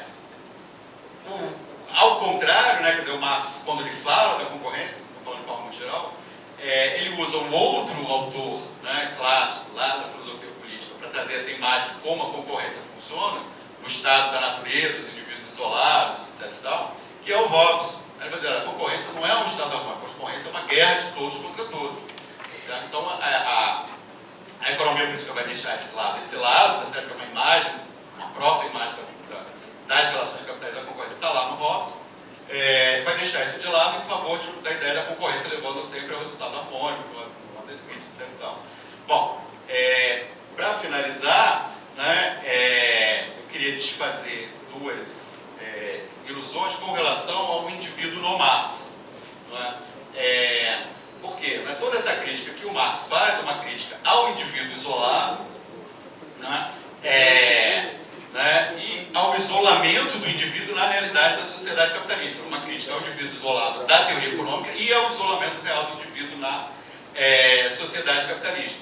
Quer dizer, ficou muito comum ler o Marx, boa parte do discurso anti-marxista de que não, Marx quer que os indivíduos sejam completamente subordinados a entidades coletivas, abstratas, etc. e tal, né? Mas não é isso, nem do ponto de vista teórico, menos ainda do ponto de vista ético. Por quê? O que o Marx critica, de novo, é o indivíduo isolado e o isolamento desse indivíduo na realidade da sociedade capitalista. Né? E, na verdade, do ponto de vista, primeiro, teórico, Marx apreende a sociedade como os vínculos, as relações desses indivíduos, as condições das ações desses indivíduos, e os indivíduos como socialmente determinados, né? Ou seja, essa contraposição do indivíduo isolado, né? Da sociedade como uma estrutura acima dos indivíduos, independente deles, etc. E tal, é um reflexo da forma como isso está colocado na realidade da sociedade capitalista, não é assim que o Marx apreende. E, em segundo lugar, né, a impotência do indivíduo diante das suas relações, né, para o Marx é o resultado das próprias relações capitalistas, tá certo? Né? Não é algo natural, histórico, etc. Então, é o resultado da própria relação capitalista. Então, na verdade, o Marx não apontava para uma sociedade que esse indivíduo supostamente livre, né, do discurso liberal lato sensu, tá certo? Seria subordinado a entidades coletivas, né, estranhas que representam a sociedade. Na verdade, inclusive, o Marx lá nos manuscritos fala que é preciso evitar que a sociedade volte a se tornar uma abstração frente aos indivíduos. Na verdade, no povo que o Marx fala sobre o comunismo, né, o que ele aponta como princípio dessa sociedade é o livre e pleno desenvolvimento de todos os indivíduos. A questão é que, como esses indivíduos não são indivíduos naturalmente isolados, né, como a ação desses indivíduos é socialmente determinada, como eles estão sempre postos em relações sociais, né, o livre pleno desenvolvimento do indivíduo não pode ser realizado pelos indivíduos isolados. Né? Na verdade, o que o Marx está dizendo aqui é justamente o contrário. Essa ilusão da liberdade do indivíduo isolado é o que impede o desenvolvimento dos indivíduos. Né? Ou seja, o pleno livre desenvolvimento dos indivíduos só pode ser dado pela regulação consciente da produção pelos indivíduos livremente associados. Não é nenhuma entidade estranha, o Estado, não é um partido, não é nada disso. O Marx está se referindo. Ele está se referindo da livre e plena associação dos indivíduos. Então, na verdade, esse pleno desenvolvimento dos indivíduos, que o Marx via como um princípio da sociedade comunista, o que ele requer é justamente o rompimento das relações que isolam os indivíduos uns dos outros. Então, era resumidamente isso. Eu queria justamente colocar aqui como a observação, como Marx faz a crítica da economia política, pegando um ponto que enfim, é um ponto central no desenvolvimento da teoria econômica até hoje, o ponto de partida do indivíduo isolado, justamente tentando ilustrar como Marx faz essa crítica, de novo, ao indivíduo isolado na teoria econômica e, ao mesmo tempo, ao isolamento do indivíduo na realidade da sociedade capitalista. Então, de novo, a crítica do Marx não é uma crítica de que há um erro cognitivo, mas de que a teoria econômica, como qualquer ciência, se produz a partir de necessidade das práticas sociais. A questão é qual necessidade e qual prática. Como o João colocou aqui, a teoria econômica, do ponto de vista do Marx, isso ele fala com todas as letras, é a ciência da burguesia. Isso ele fala com todas as letras em alguns momentos. Ou seja, as necessidades que ela tem são essas necessidades. Inclusive, colocava ela um caráter revolucionário no seu nascimento. Marx, inclusive, fala isso. Acho que isso vai se perdendo. Então, na verdade, o que eu queria tentar colocar aqui nessa fala, não sei de forma meio caótica,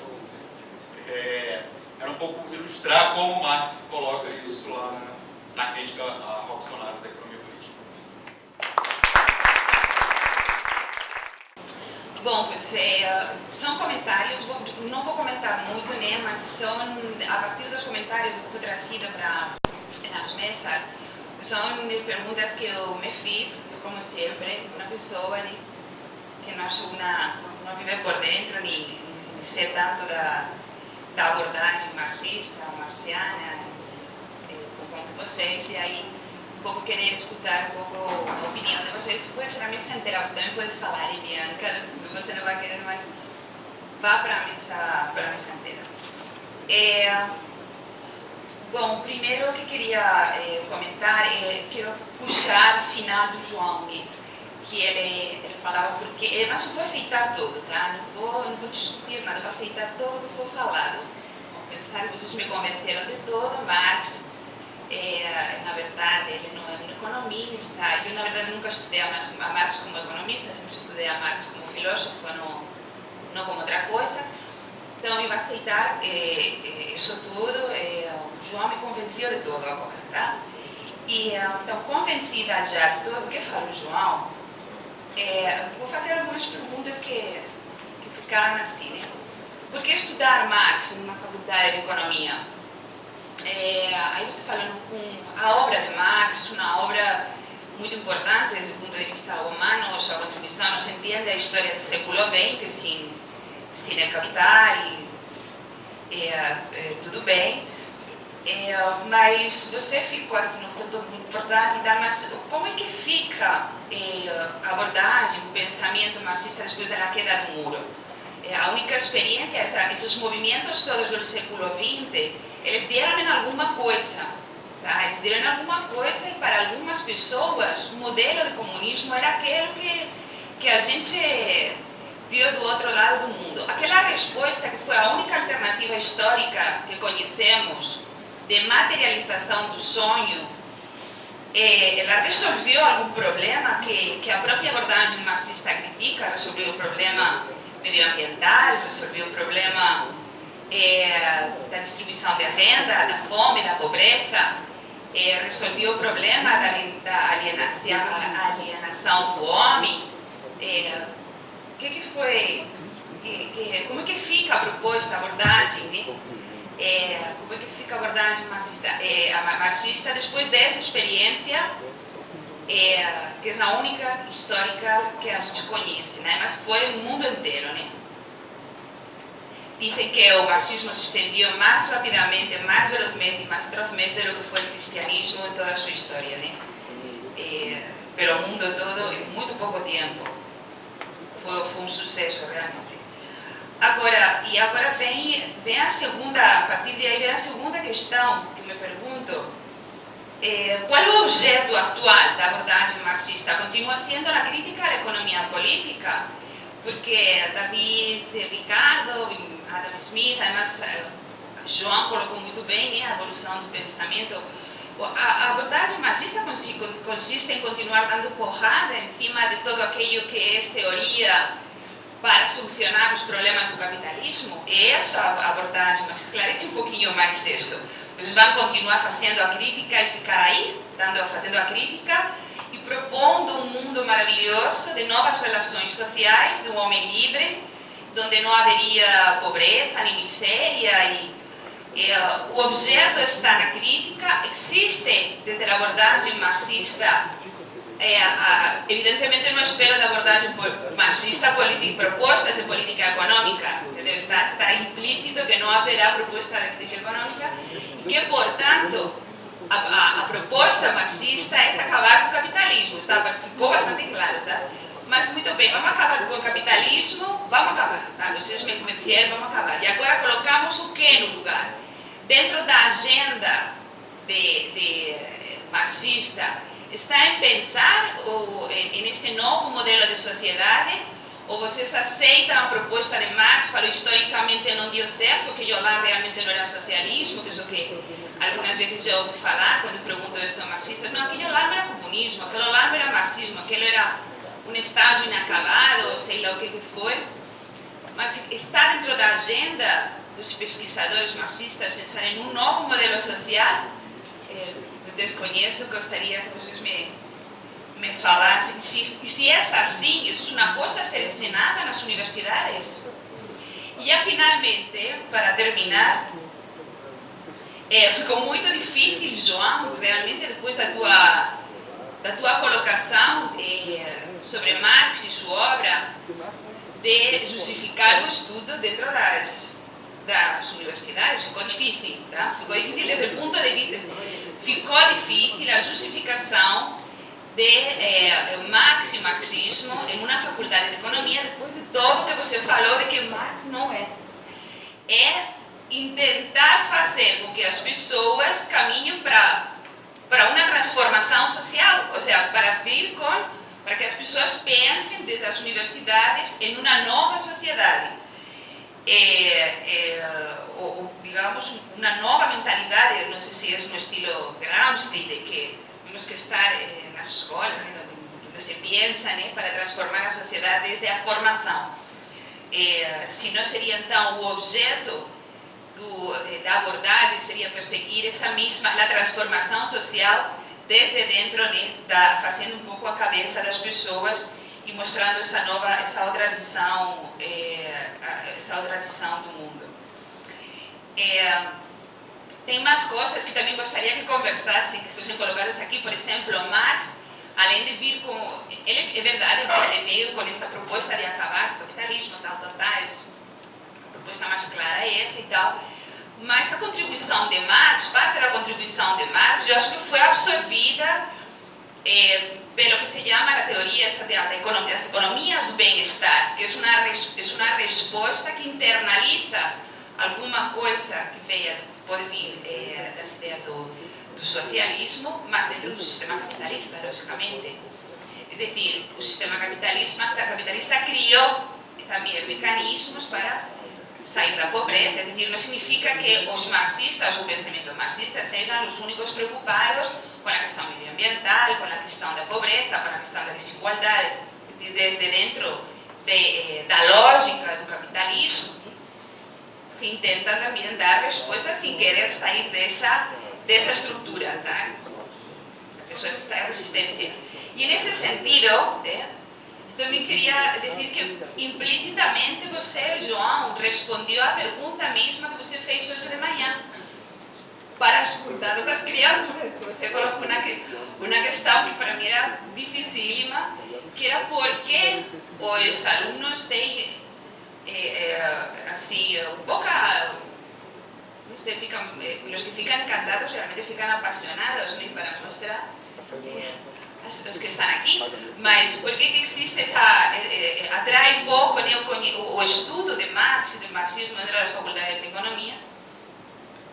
E eu penso que, no fundo, você acabou respondendo a sua própria pergunta, porque se realmente o marxismo é inútil, e ele, desde o ponto de vista da contribuição para os problemas do capitalismo, no capitalismo é inútil, não será que, na verdade, os alunos, eles não é que não tenham motivação pelo marxismo, mas eles que não têm motivação por uma transformação social a uma outra coisa que não seja o capitalismo, e que eles, na verdade, presos na sua consciência ou na sua formação como seres sociais, que somos todos, de permanecer na estrutura na que está, que parece menos arriscado.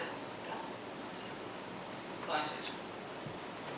André, antes de fazer a provocação, eu vou fazer para a mesa as duas provocações, mas eu vou partir do princípio que, do ponto de vista do método, você, grosso modo, concorda com a linha de construção do João, porque as duas provocações estão mais articuladas com o que ele desenvolveu na exposição dele. Então, eu estou partindo do pressuposto, mas queria ouvir a sua opinião para disso.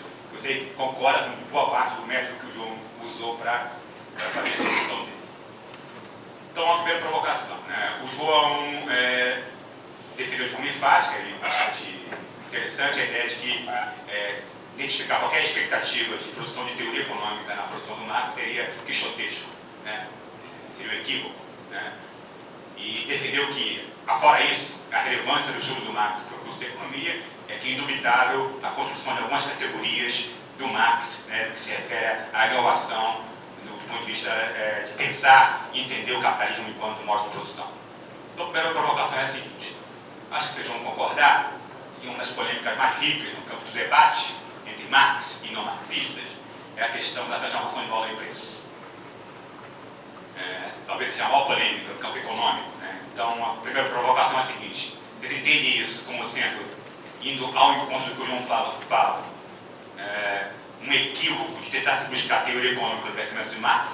Então, tem sentido essa discussão porque ela não está inserida na discussão do Marx? Ou dois, vocês têm uma opinião diferente desse ponto de vista? Qual é a opinião sobre esse debate? Segunda provocação.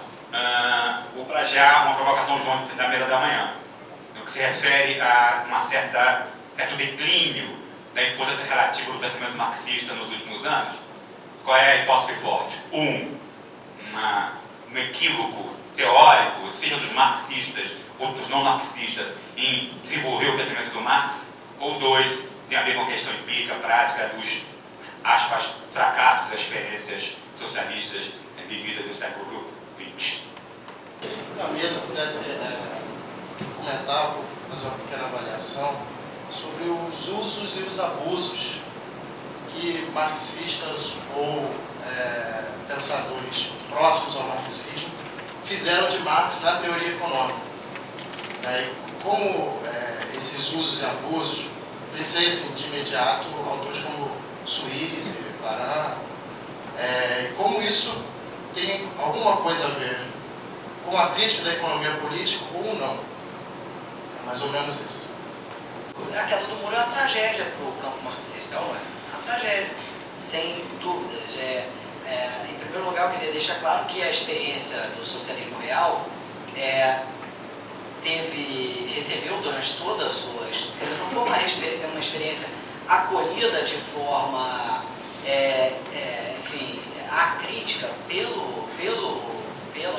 por aquilo que se veio a chamar de marxismo do século XX.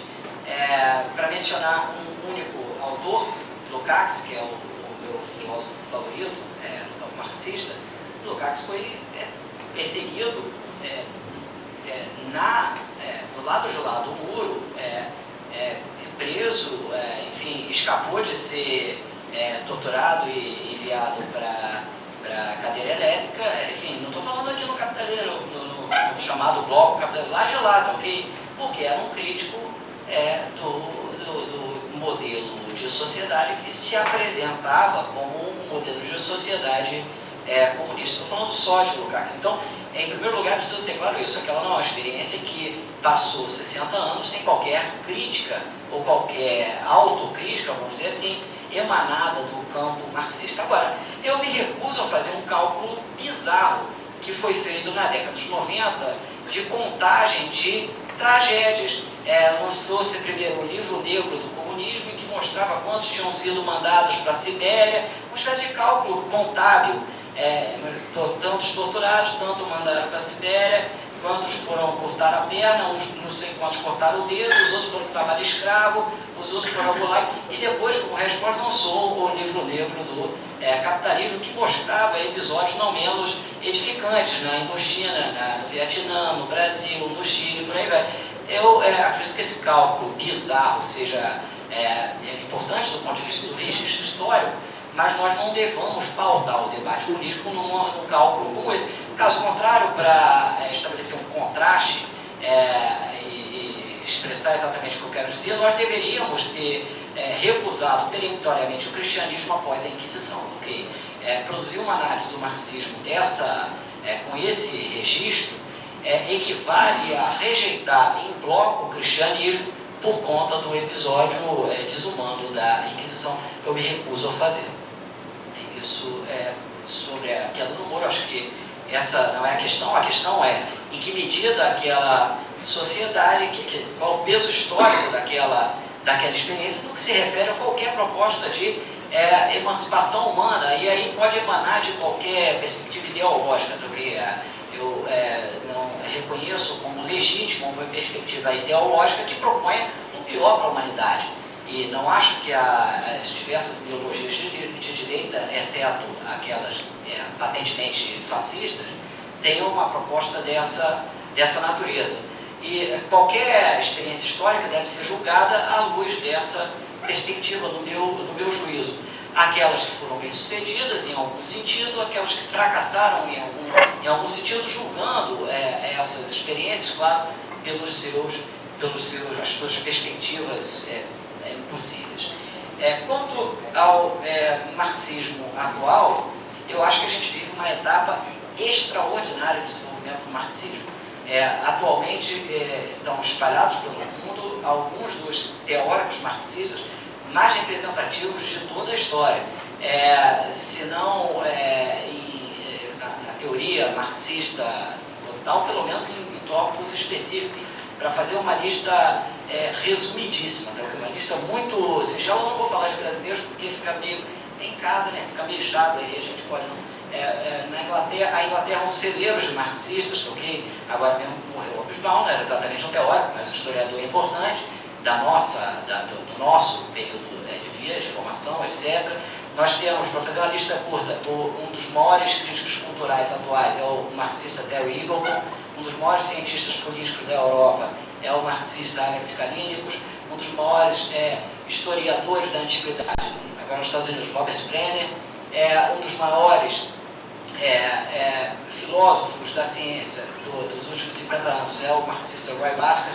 Então, para mencionar um único país, não vou falar de Alain Badiou na França, não vou falar de Slavoj Žižek na Eslovênia, enfim, mas eu poderia mencionar aqui Frederick Jameson nos Estados Unidos, também recordando André, Michael Hart nos Estados Unidos, enfim. Então eu poderia mencionar uma enormidade de nomes de muito peso, não só no campo marxista, mas também no campo, vamos dizer assim, do pensamento ilustrado, mundial. Essas pessoas são bem recebidas no debate público, dentro e fora do campo marxista. E me parece que há, do ponto de vista político, um elemento unificador entre propostas muito divergentes do campo marxista, que é o acento na crítica negativa. Negação aqui não quer dizer legal, ruim, o contrário do legal. Quer dizer, o contrário de positivo no sentido daquilo que se pôs, okay? Que é o sentido do positivismo. Ou seja, uma determinada condição social tem contido em si uma série de possibilidades de desenvolvimento, algumas das quais se põem efetivamente, ok? E o marxismo tem esse acento de negar aquilo que se pôs. E eu acho que esse é um acento político autêntico, para, de novo, estabelecer um contraste agora com a escravidão. O movimento abolicionista não é exatamente um movimento em favor de uma sociedade específica, é um movimento contra uma forma de opressão. E esse movimento foi muito bem sucedido. Eu acredito que o movimento comunista tenha esse mesmo acento, deva ter esse mesmo acento negativo, caso não pretenda se transformar teoricamente numa futurologia e praticamente numa tentativa de enquadrar a humanidade num modelo abstrato de sociedade pré-concebido, que seria e já foi um absurdo. Pois bem, quanto à economia do bem-estar, eu discordo, e discordo tanto que escrevi um livro sobre isso, vai ser publicado agora. É chato porque tem colegas que trabalham com a economia do bem-estar, sinceramente, honestamente, e o contraste que eu vou estabelecer não é muito elegante, eu confesso, mas é o único que me vem à cabeça, e de novo é com a escravidão. Se a economia do bem-estar fosse lidar com o bem-estar dos escravos, a questão seria curar a chaga posta pelo chicote, tá ok? Em se tratando de uma sociedade escravocrata, o chicote é inevitável. Pode ser mais ou menos, é melhor que seja menos do que mais. Mas há um senhor de escravos, não dá à disposição a abolição integral da escravidão, sem que o senhor de escravo perca a condição social privilegiada de senhor de escravo, portanto, de senhor da produção. A economia do bem-estar trata, por analogia, daquilo que se chama mazelas sociais, ou seja, efeitos indesejados da produção atual. A questão de Marx não é essa, não tem, e Marx inclusive tinha muito respeito pelas pessoas que lidavam com as mazelas sociais. Eu me recordo bem de um comentário dele sobre a teoria malthusiana, na qual ele desanca a teoria malthusiana justamente por ela propor uma abolição da filantropia, tá ok? Marx tem muito respeito por esse tipo de registro, por esse tipo de pensamento. Mas a sua questão não é essa, a sua questão é bem outra. A sua questão não é ter um assalariado em condições materiais mais favoráveis ou mais desfavoráveis, trabalhando menos ou mais, mas não ter assalariados e, portanto, não ter patrões. Por que estudar economia? Sei lá, pode ser só para perturbar os alunos, mas enfim, na verdade, porque estudar Marx e economia. Mas na verdade, eu continuo, eu não gosto de falar que sou convencido, porque o Lula ficou tão convencido de tudo que hoje ele é uma espécie de exemplo do autoconvencimento e Geriza. Mas eu sou muito convencido disso que eu vou dizer, que a obra de Marx é a mais importante reflexão externa sobre a ciência econômica. A mais importante reflexão sobre os métodos da economia e sobre o sentido social da ciência. Bom, se isso não interessa a alguém que estuda economia, eu realmente não entendo que interesse possa ter uma pessoa que estuda economia.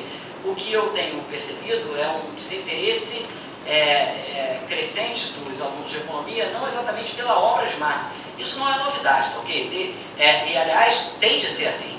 Os economistas tendem a reagir a essa obra, inclusive quando eles estão em formação quando alunos, por uma questão ideológica mesmo, tá, ok? Estamos falando aqui de perspectivas ideológicas opostas.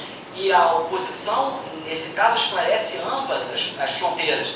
Mas eu percebo um desinteresse por qualquer estudo teórico, e isso é muito grave. Na verdade, crescentemente, os alunos têm um comportamento instrumental, lamento, é triste que um professor declare isso, mas a expectativa é que a economia se transforme num curso que ensina o manual do Excel e a HP12C. Eu me recuso a encarar a economia dessa maneira. Bom, sobre a utilidade disso tudo, se Marx tem razão, o capitalismo pode se tornar insuportável. Não tem de se tornar insuportável, mas pode se tornar insuportável. E eu desconfio que nós não estejamos vivendo numa conjuntura muito diversa desse prognóstico. Passando agora para o comentário do Renaud, Renaud falou sobre a economia marxista e ele disse que, na minha opinião, seria quixotesca. Eu não acho que é quixotesca, não, tanto é que foi feita. Agora, eu acho que é grotesca. E você aludiu ao problema da transformação, que é a representação maior do caráter grotesco de uma economia marxista. Eu vou me recordar aqui do que disse o Kalinin, esse marxista inglês, quando veio ao Brasil recentemente na CEP, lá na UFRJ, do outro lado da poça, e na abertura ele falou sobre o problema da transformação, e ele é cientista político, e disse uma coisa muito engraçada, é o seguinte, sobre esse problema, a única coisa que eu tenho a dizer, depois de 40 anos 50 anos de profissão, é o seguinte, que se tranquem os economistas marxistas numa sala até eles saírem com o resultado do problema da transformação, até com a resposta para esse problema. Eu diria o seguinte, que o problema padece de uma deficiência metodológica tão aguda, okay? A própria colocação do problema, que não merece sequer uma resposta desde o campo marxista. Perguntar por que os valores não se realizam em preços é equivalente a perguntar por que a lei da gravidade não pode ser convertida matematicamente na queda dos corpos. Okay? A queda dos corpos é a expressão fenomênica de uma lei não fenomênica. O movimento dos preços é a expressão fenomênica de uma lei não fenomênica. Assim como não é possível traduzir a lei da gravidade, domínio causal do mundo, matematicamente, okay? Na queda dos corpos não é possível traduzir matematicamente o programa de transformação, valores em preços. Sobre a questão, parece aquela brincadeira que a pessoa coloca pede uma prenda para outro, e aí já deve participar na escola disso, diz o que você quer que o fulaninho faça, aí a professora vira os bilhetes e você que tem que pregar a prenda que você desejou para o outro. Eu fiz uma questão hoje aqui para os colegas de manhã e o Renaud inverteu, ele me fez tratar da questão. Pois bem, a minha resposta aqui é muito simples. Para um problema ultra complexo, eu não posso fazer uma resposta complexa porque tem pouco tempo, então eu vou fazer uma resposta simples. Eu acredito que nós devamos retomar a ideia ultra marxista da luta de classes, ok? E o que aconteceu nos últimos 30 anos foi uma derrota extraordinária da classe trabalhadora. É isto que aconteceu, uma derrota do projeto político da classe trabalhadora, uma derrota das suas instâncias de representação. Essa derrota se expressa no campo subjetivo, na perda de uma perspectiva teórica que seja capaz de penetrar no senso comum como uma força mobilizadora da ação, e uma derrota também no campo objetivo, que se expressa justamente na perda da capacidade política dessa classe. Pois bem, eu acho que o que os marxistas têm tentado fazer recentemente é encontrar uma alternativa para a restauração desse projeto, com o qual aí eu não vou fazer futurologia.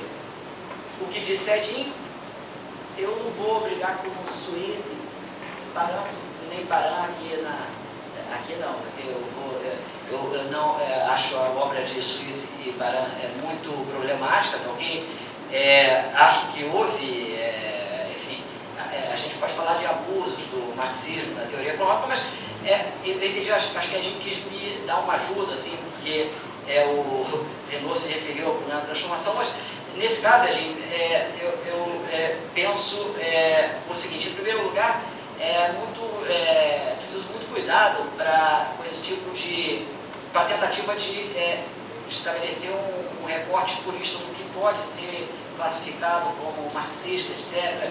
E às vezes a gente se surpreende em perceber que proposições teoricamente problemáticas, frágeis, tiveram uma importância muito grande no seu contexto histórico, a despeito da sua debilidade. Vou me referir aqui a Lenin, por exemplo. Eu, honestamente, sou profundamente, rejeito Lenin como boa parte da teoria, da intervenção teórica de Lenin. Não curto, não gosto, etc. Poderia fazer uma crítica teórica a Lenin, por exemplo, quando ele trata da centralização e concentração do capital, duas tendências importantes na obra de Marx, que Lenin inverte, confunde uma com outra, etc. Mas acho que esse tipo de filigrana teórica é irrelevante diante da conjuntura em que a obra de Lenin foi produzida, e ela deve ser compreendida nesse contexto. Suíça e Baran escreveram durante o período em que o comunismo era perseguido ostensivamente nos Estados Unidos. E se tem alguma coisa como marxismo nos Estados Unidos hoje, é por causa desses dois grandes companheiros. Bom, primeiro, né, qual é o objeto atual da abordagem marxista? É o mesmo de sempre, o capitalismo. Certo? Marx escreveu um livro chamado O Capital, o objeto dele era o capitalismo. Certo? O objeto continua sendo esse. O que não quer dizer que seja ler o Marx como uma bíblia, porque o capitalismo se modifica para continuar o mesmo, para continuar o capitalismo, mas ele se modifica. Então, não vejo em que a modificação do capitalismo vai modificar o objeto da abordagem marxista, que é o próprio capitalismo, enquanto ele for capitalismo. É um capitalismo diferente, é claro, mas ainda é capitalismo. Então, não vejo sentido em buscar um novo objeto para a abordagem marxista, enquanto a sociedade for uma sociedade reconhecidamente capitalista. E, de novo, fazer a crítica à teoria é fazer também a crítica ao próprio objeto, certo? Porque essa forma de abordar o objeto é criticamente. Então, continuar fazendo a crítica às teorias, e não é só a teoria econômica o Marx via como sendo, certamente, possivelmente, o elemento central que reflete de forma mais fundamental as necessidades de reprodução dessa sociedade, mas continuar a fazer a crítica à teoria, continuar a fazer a crítica à realidade. Bom, para quê? Para propor uma fórmula de como criar uma nova sociedade. Marx nunca fez isso. Nunca. Senão ele teria escrito um livro chamado O Comunismo. Ele escreveu um manifesto comunista que estava envolvido num processo de movimento prático, de transformação da sociedade. Inclusive lá, já um pouco puxando para a questão do welfare state, várias das propostas que o Marx colocava em 1848 como sendo propostas do Manifesto Comunista, muitas delas foram parcialmente atendidas. Isso, inclusive, era reconhecido pelo Marx lá no final de 1870 e poucos, quando ele escreveu um novo prefácio. Por quê? Porque não há uma fórmula. Quer dizer, o marxismo não é algo que saiu da cabeça do Marx, o comunismo não é algo que saiu da cabeça do Marx, foi inventado pelo Marx uma forma. A crítica do Hayek é completamente sem sentido em relação à obra do Marx, tá certo? Que é uma engenharia, uma invenção, etc. e tal. Então, para quê? Não fazer essa crítica, a crítica pela crítica? Não. É preciso lembrar um outro aspecto do Marx, que o Marx não era um mero teórico, o Marx era um prático, não no sentido de um formulador de políticas ou executor de políticas. O Marx era um prático porque ele era um ativista, inclusive antes de ser comunista, certo? Então é bom não esquecer esse outro lado do Marx, não só como um teórico, acadêmico, coisa que ele nunca foi, certo? Mas como um prático, certo? Então para quê? Para dar uma fórmula? Não. Para compreender que essa sociedade é uma sociedade histórica, que ela tem possibilidades, são só possibilidades. Bom, e a partir daí as outras respostas são da prática, são da organização prática, não são de fórmula teórica. Então eu acho que o sentido dos estudo do Marx, né, não é nem fazer cabeças, tá certo? Quer dizer, mostrar o capitalismo sob uma outra perspectiva que é a crítica, até porque o próprio Marx achava que fazer cabeça não adiantava nada, você podia saber que o capitalismo ia acabar, né, que é histórico, que ele pode vir a acabar, que ele pode vir a se transformar em outra coisa, e isso não resultar em nada, tá certo? Muita gente que nunca estudou, não leu Marx, às vezes fez muito mais, né, pela transformação da sociedade, na direção de uma sociedade comunista, do que, né, quem leu o manual do Stalin, etc, etc. Tá certo? Então, eu entendo, né, a sua questão desse ponto de vista. Com relação ao welfare state, é justamente o que eu estava falando, quer dizer, o Marx nunca foi um teórico do Estado, do bem-estar, certo? Isso era o Lassalle que o Marx criticava violentamente, como ele sempre criticava, né, até porque isso estava envolvido na disputa política.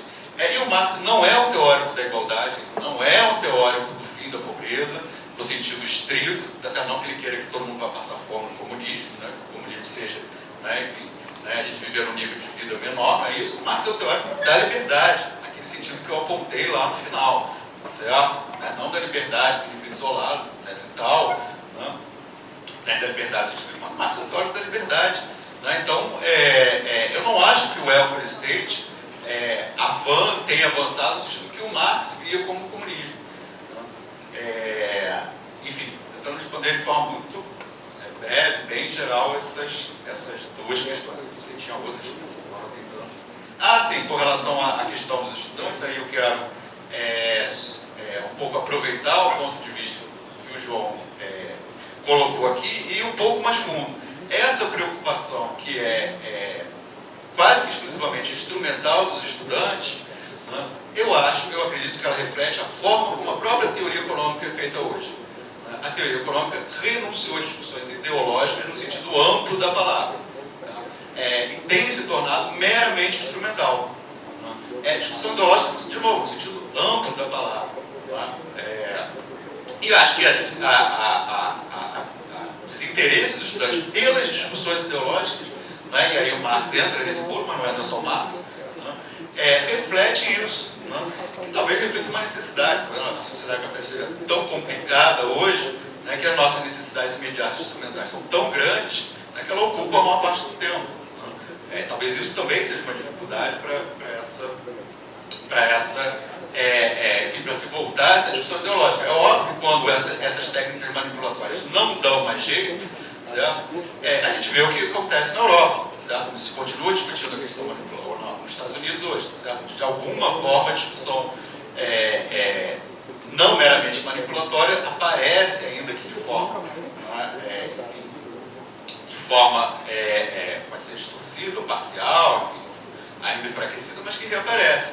Né? Então, eu acho que a falta de interesse é uma questão mais profunda, que tem a ver com a realidade, que a gente vive com o desenvolvimento da rumo que a própria teoria econômica tomou. Né?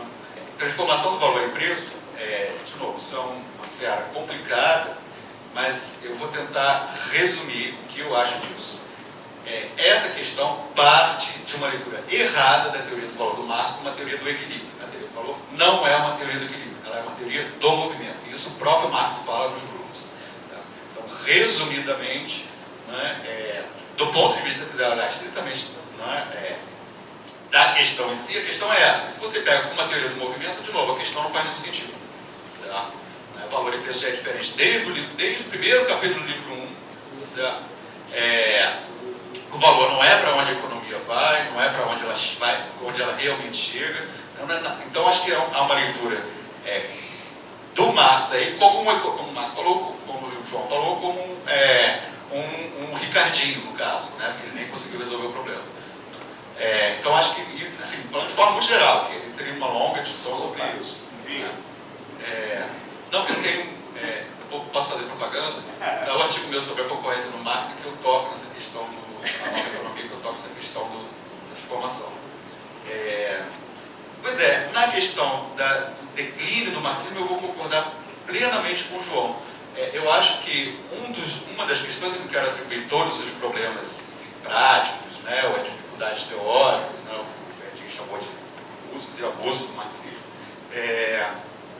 há um mero desconhecimento teórico, mas a verdade é que a obra do Marx sempre foi muito pouco conhecida, inclusive pelos próprios marxistas.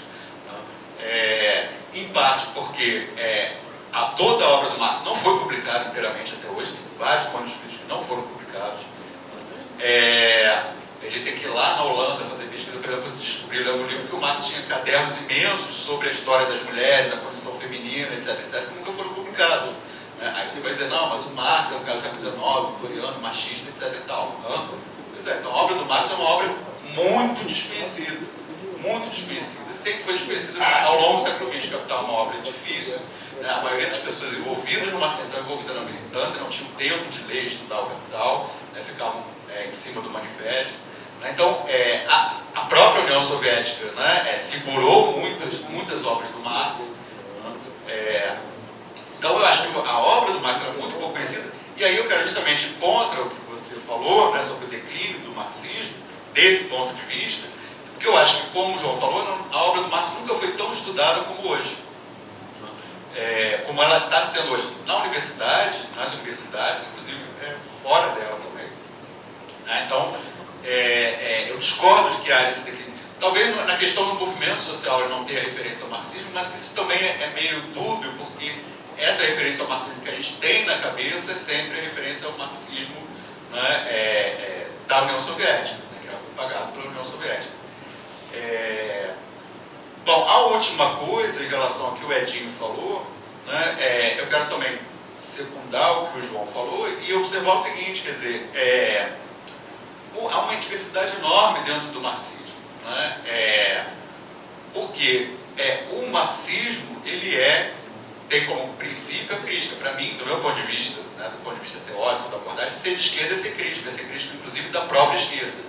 Quer dizer, praticar a autocrítica é algo positivo, que é muito comum, que é coisa que a direita, por exemplo, não faz muito timidamente. Eu só queria lembrar, por exemplo, com relação ao Lenin, que o João falou aqui, a primeira crítica à Revolução Russa, foi feita por um marxista, Rosa Luxemburgo. Então, inclusive, a autocrítica, o próprio Marx apontava, era o caminho para essa transformação da sociedade, pela que ele chamava, enfim, da revolução, o caminho da transformação da sociedade para uma sociedade socialista ou comunista. Então, eu acho que classificar como uso, abuso, erro teórico é algo que adota um ponto de vista que não me parece ser um ponto de vista adequado para o próprio movimento marxista, o que não quer dizer também que tudo deve ser aceito de forma silenciada, pelo contrário. De novo, em termos das discussões políticas, mas as coisas que se tem, não, se uma organização de esquerda comete um erro e tal, você tem que ficar dentro do partido, não pode falar, etc. E tal. Então, eu acho que não há esse uso e abuso. De novo, tem que se entender nas condições históricas, como eu estava falando aqui, a obra do Marx é uma obra pouco conhecida, o capitalismo se transforma, e o que é mais ou menos saliente na obra dele para as necessidades da transformação social, pode se modificar. Então, de novo, como eu falei da lei do valor, a própria obra do Marx, a própria transformação da sociedade é algo em movimento, não é um ideal inventado no qual você vai chegar. Pelo menos eu entendo o que o Marx apreende do capitalismo, o que ele vê como possibilidade de transformação do capitalismo dessa forma, como um movimento. Não há uma fórmula ideal, um ponto ao qual você vai chegar. Tanto na teoria, como, inclusive em relação ao objeto, com relação à autocrítica, como em relação à própria prática. Então, eu não sei se eu conseguir dar conta, senão a gente vai debater até as 10 horas da noite. Mas, assim, muito sumariamente, tentando